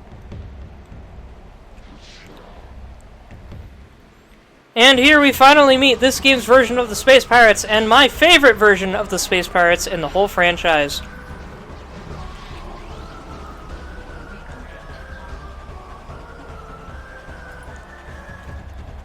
Pirate Trooper, Starfaring Brigand. Aggressive, well-armed bioform trained for combat and conquest. Sworn enemy of Samus Aran. The Space Pirates suffered a serious defeat at Talon 4, yet they remain a powerful force for crime and disorder in the galaxy. Their technology continues to advance.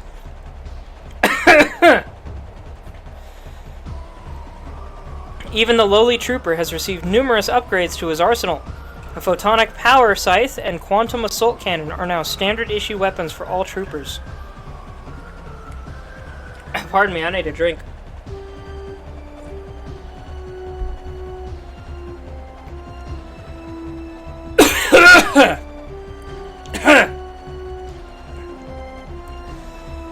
Some went to the back of my throat.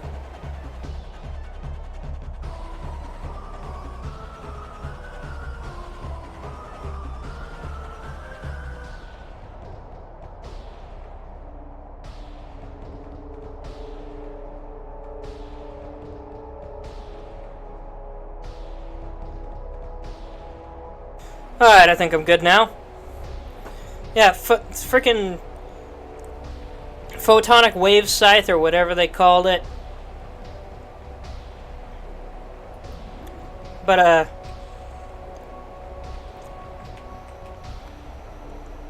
let's get a closer look at this character model. This guy looks like a legit alien compared to the things in the first and third games, which, granted, they also look like aliens, but they additionally look like they were made in a laboratory. These guys look heavily armored and armed without using just tons of cybernetic implants. They look natural. And their faces do not have burning eyes. They actually have a proper gosh dang face. I love this game's version of the Space Pirates. Also, bonus points for the... It's hard to tell, but that is an actively beating heart exposed on their chest. Why they decided to expose their heart is beyond me. Also gross.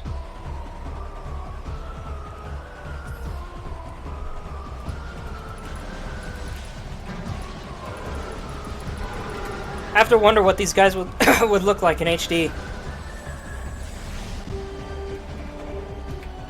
They all the same? I think they are. Yep.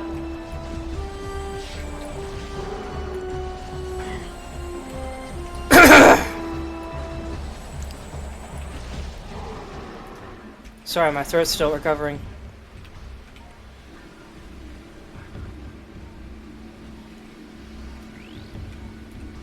There's something here. I know, I remembered something being here. Denzium. Can't break that yet. I like these platforms that just for some reason have gears inside them. That's not dangerous if your foot slips through or anything.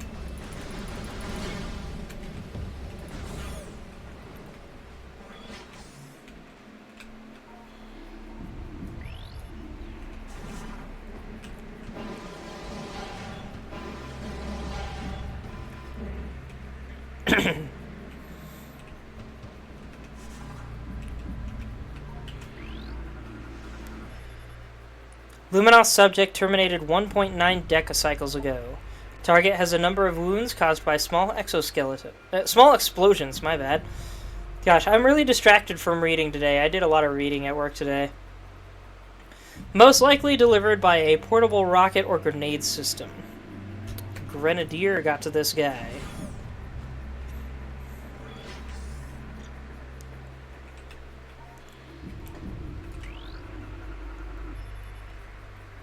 Mechanical analysis complete. Portal dynamo offline. Configure lens system to focus solar power on dynamo. This will energize the system. Industrial solar lens. Part of a system used to open a portal to dark ether. Automated door system online. The tallest door you've ever seen. Door control governed by bomb slot. Control link seems to originate from dark ether, however. Target is in a state of dimensional flux, unable to completely scan bomb slot target. 50% of its component atoms are in another dimension or on the surface of dark ether.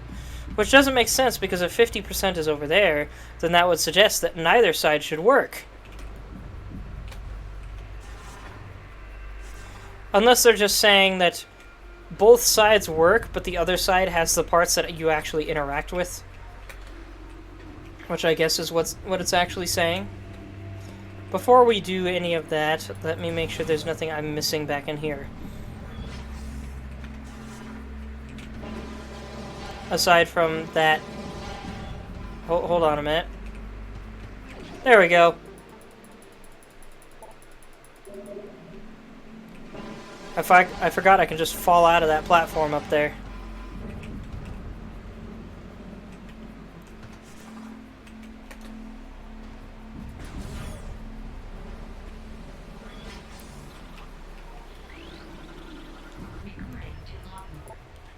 Brizgy, venomous insectoid. Poison stinger concealed in back-mounted shell. Finish it off quickly once the stinger is exposed. The Brizgy's tail ends in a venomous barb, which it conceals underneath a hard-packed layer of fused sand. A series of sharpened ridges along its body discourages most predators. Those foolish enough to harass the Brizgy are quickly introduced to its deadly sting.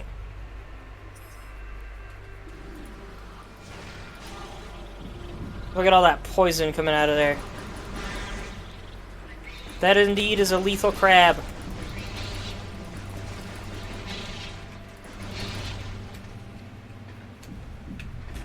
Ow, what the heck did my hand just do? I just messed that up because my hand was freaking out. Sudden pain in the ball of my palm. Or whatever that spot is called.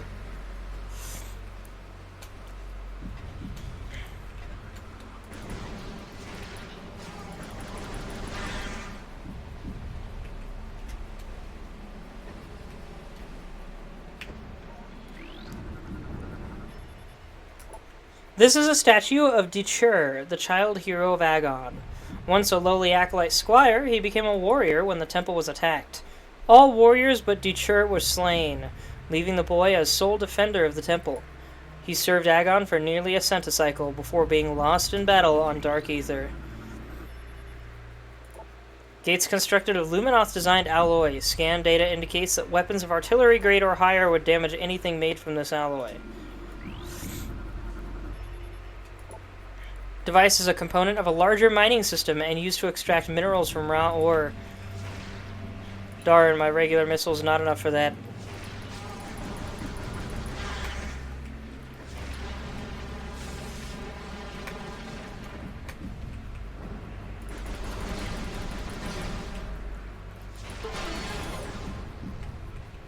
What is in here?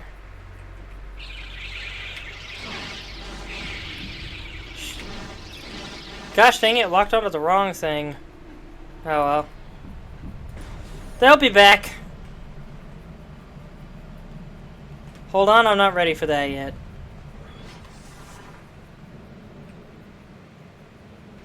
No, I thought that would be faster, but maybe not.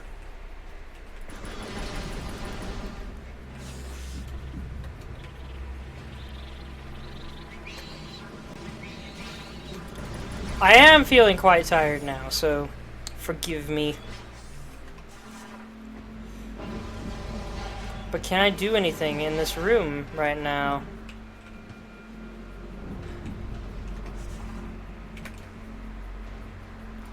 Probably not, actually, because the bomb slot isn't in this side of things.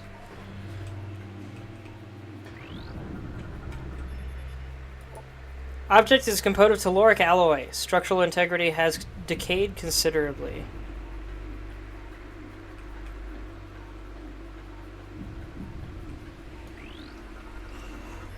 System analysis complete. Console used to energize and open a portal to the dark ether. Currently offline. Restore power to the system to enable portal creation.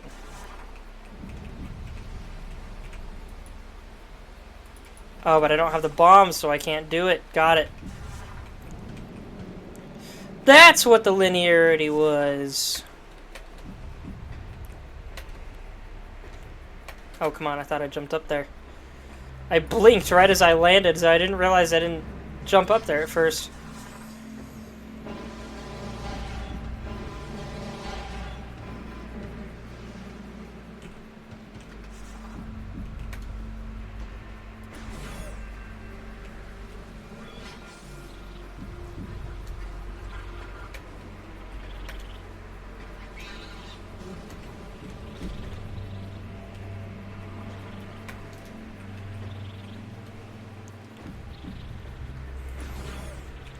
Kinda can't believe I got all the way through that without taking a single hit from anything. And then I get sucked into the tree. Hey, these guys are back. Sweet. Shriek Bat, which look very different from the ones in the first game. Territorial flying rodents. Rapid flying, explosive enemies. Target and eliminate enemy at range if possible. Shriek Bats have high internal temperatures, leading them to seek cool climates to dwell in. They prefer caverns, roosting on ceilings while hunting for small prey. Fiercely territorial, they dive bomb anything that wanders near. This attack is fatal for the Shriek Bat, as the impact sets off a discharge of thermal energy. These guys are kinda neat.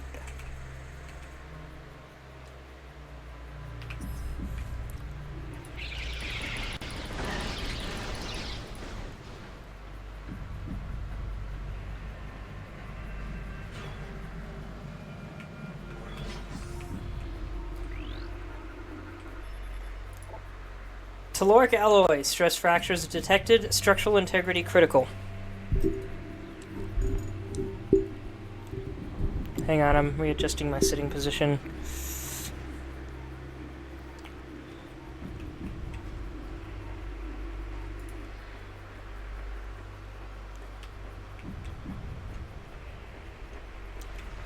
I should not be getting this tired this early. There's a blast shield on the door blocking access. Analysis indicates that the blast shield is invulnerable to most weapons. Light energy may damage it. But we don't have any of that yet. Alright, I think I'll beat this boss, move on to the next cutscene, and then call it for the night. Assuming there is a boss fight here. Yep.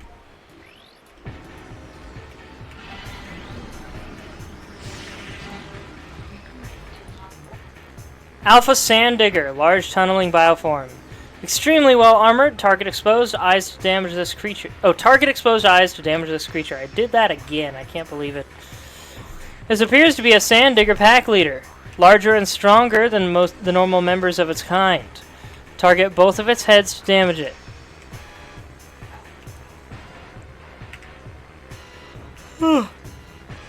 What a chonker.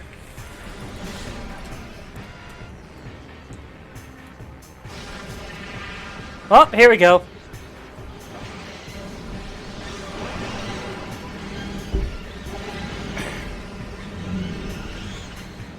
Come on, buttons. I need to move.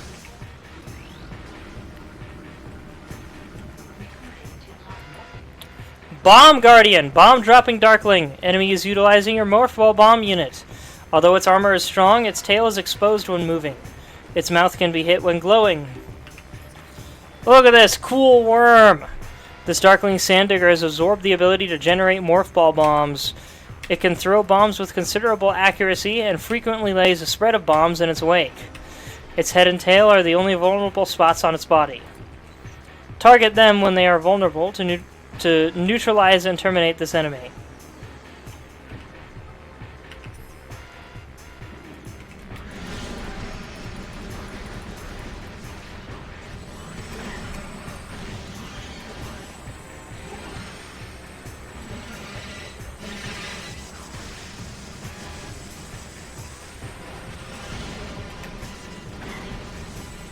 I messed that up. I think I needed to do something while it was stunned.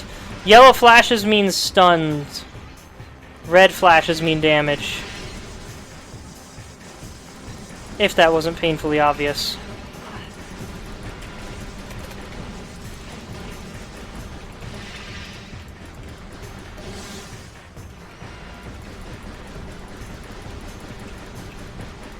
Come on. Let me hit you.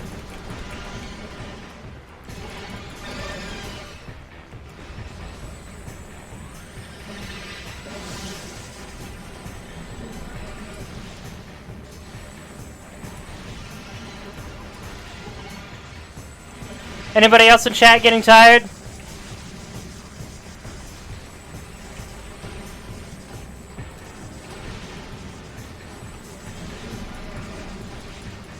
Ugh. I need a minute. Hold on.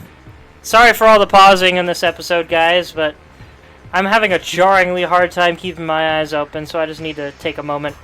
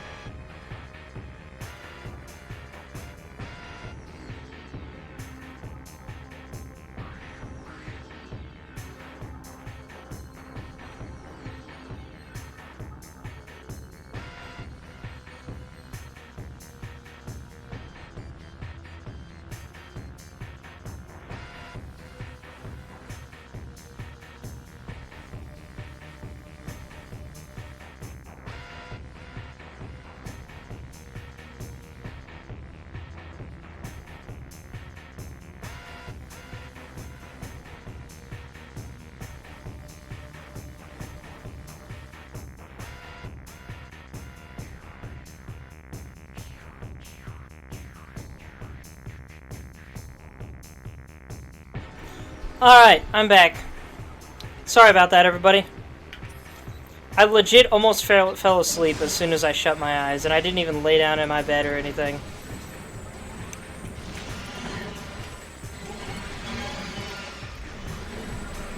Let's finish this boss and then call it a night.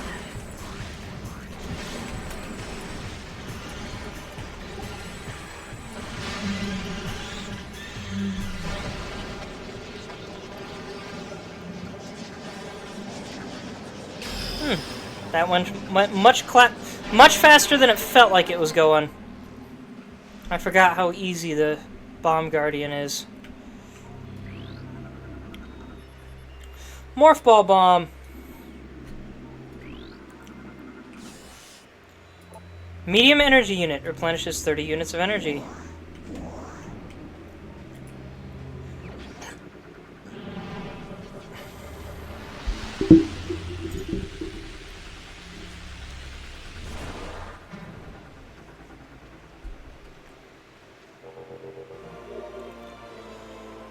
Morph Ball Bomb acquired, excuse me.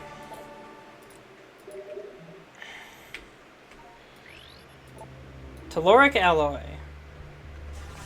So to get out of here, we have to break these.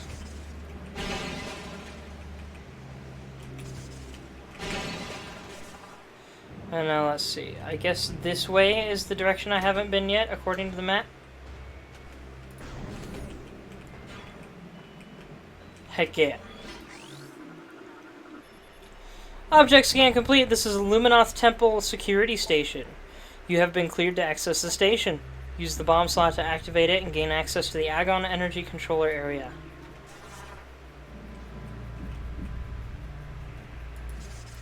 I thought I pressed the button and it didn't press. What a cool system.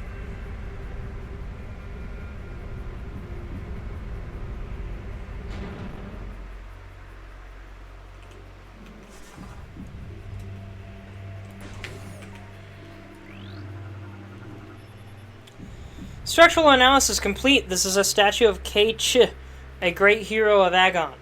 He was a farmer until Agon was devastated by the coming of Dark Aether and the Ing. I just said Agon and Agon in the same paragraph. What is wrong with me?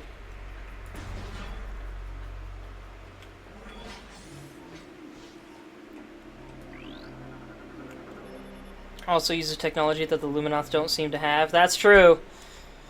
This is an access point for the local energy system. The energy transfer module has been designed to interface with it. Once it has, all of the energy within the module will be channeled into the local system. I can't do anything with that because they don't have their energy. But they have this. Luminoth subject terminated 1.5 decacycles ago. Damage from multiple weapon systems detected. Subject definitely went out fighting. Automated message initiated.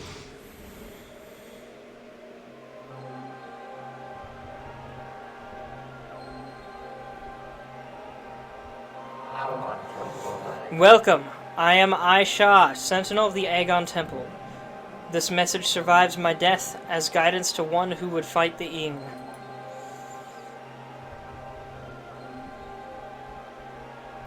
A portal to Dark Aether lies nearby.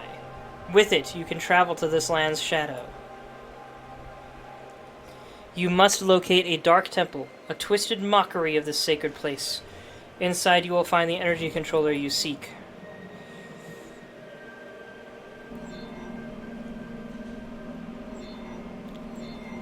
The temple door is held fast by 3 locks. The keys for the locks are hidden throughout that dark land. Your search will be difficult. Even the very air of Dark Aether is dangerous and can cripple the strongest of warriors.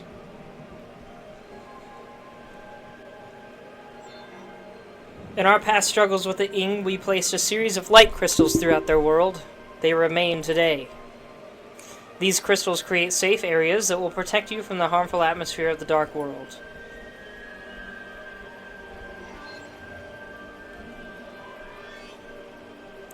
I have updated your translator module. You can access devices and doors coded with Amber holograms. More lands are open to explore.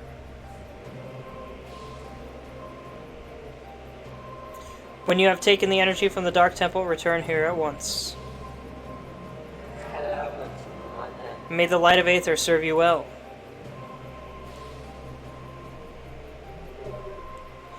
Energy fully replenished. Alright, that was cool.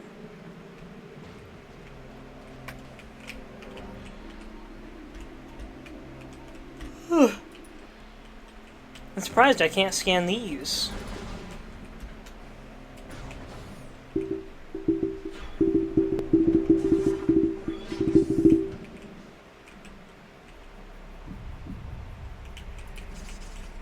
Gosh dang it. My eyes are suffering so much right now. They want so badly to close. Ah!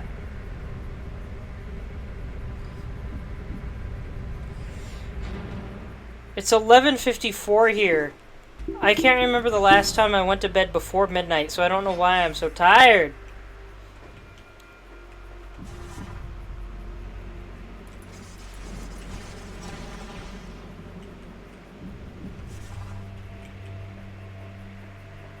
Oh wait, can't do that one.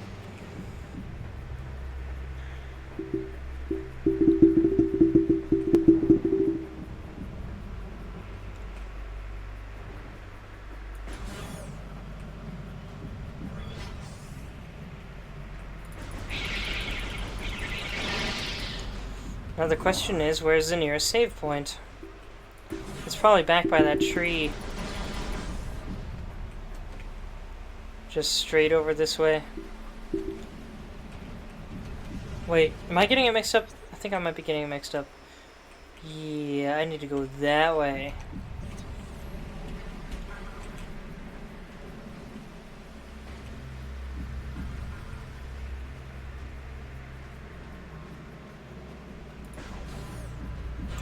Also, who messaged me on Discord?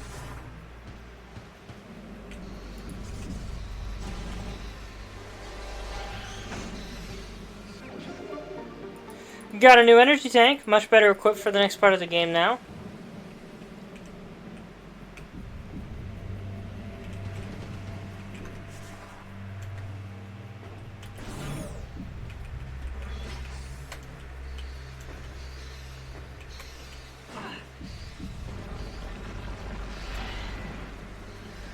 Oh dang it, the save point's somewhere up there, I think.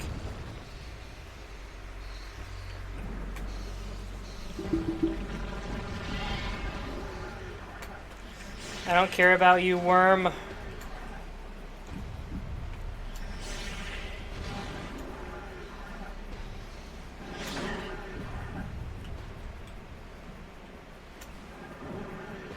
Oh, come on, Doom Guy. I mean, Samus. Sorry, I saw a video about Doom Guy and Master Chief earlier, and image of Doom Guy flashed across my mind right as I was saying, come on, get on the platform, but I forgot I can't climb platforms in this game. I must be real tired, oh my word. Ah! What's wrong with me? I'm sorry, guys. This must be really annoying content to be watching.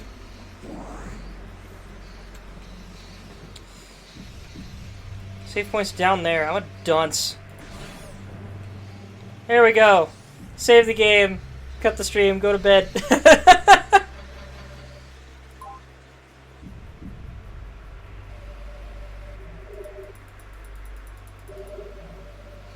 Alright. Hopefully next time I won't start falling asleep mid-stream. I've gotten a lot better at not doing that, but it's hitting me so hard tonight, and I don't know why. Anyway, thank you everybody so much for watching. I hope you enjoyed. You may find my YouTube and Discord in my Twitch profile if you would like to see older content or chat with me and get announcements. Or, if you're watching this on YouTube after the fact, you may find my Twitch at the Winter Prince 52. Tomorrow, if I have time, I intend to stream some more Silksong. Then it will be more of Metroid Prime 2 on Thursday. Possibly more Silksong Friday. I don't know. I might just alternate. I'm still kind of figuring things out. I hope to finish Silksong before Mina the Hollower comes out, because then I'll have 3 games on my plate if I don't. But we'll have to see. Only time will tell. Thanks again, everyone. I love you all, and I hope you have a wonderful rest of your night. Good night.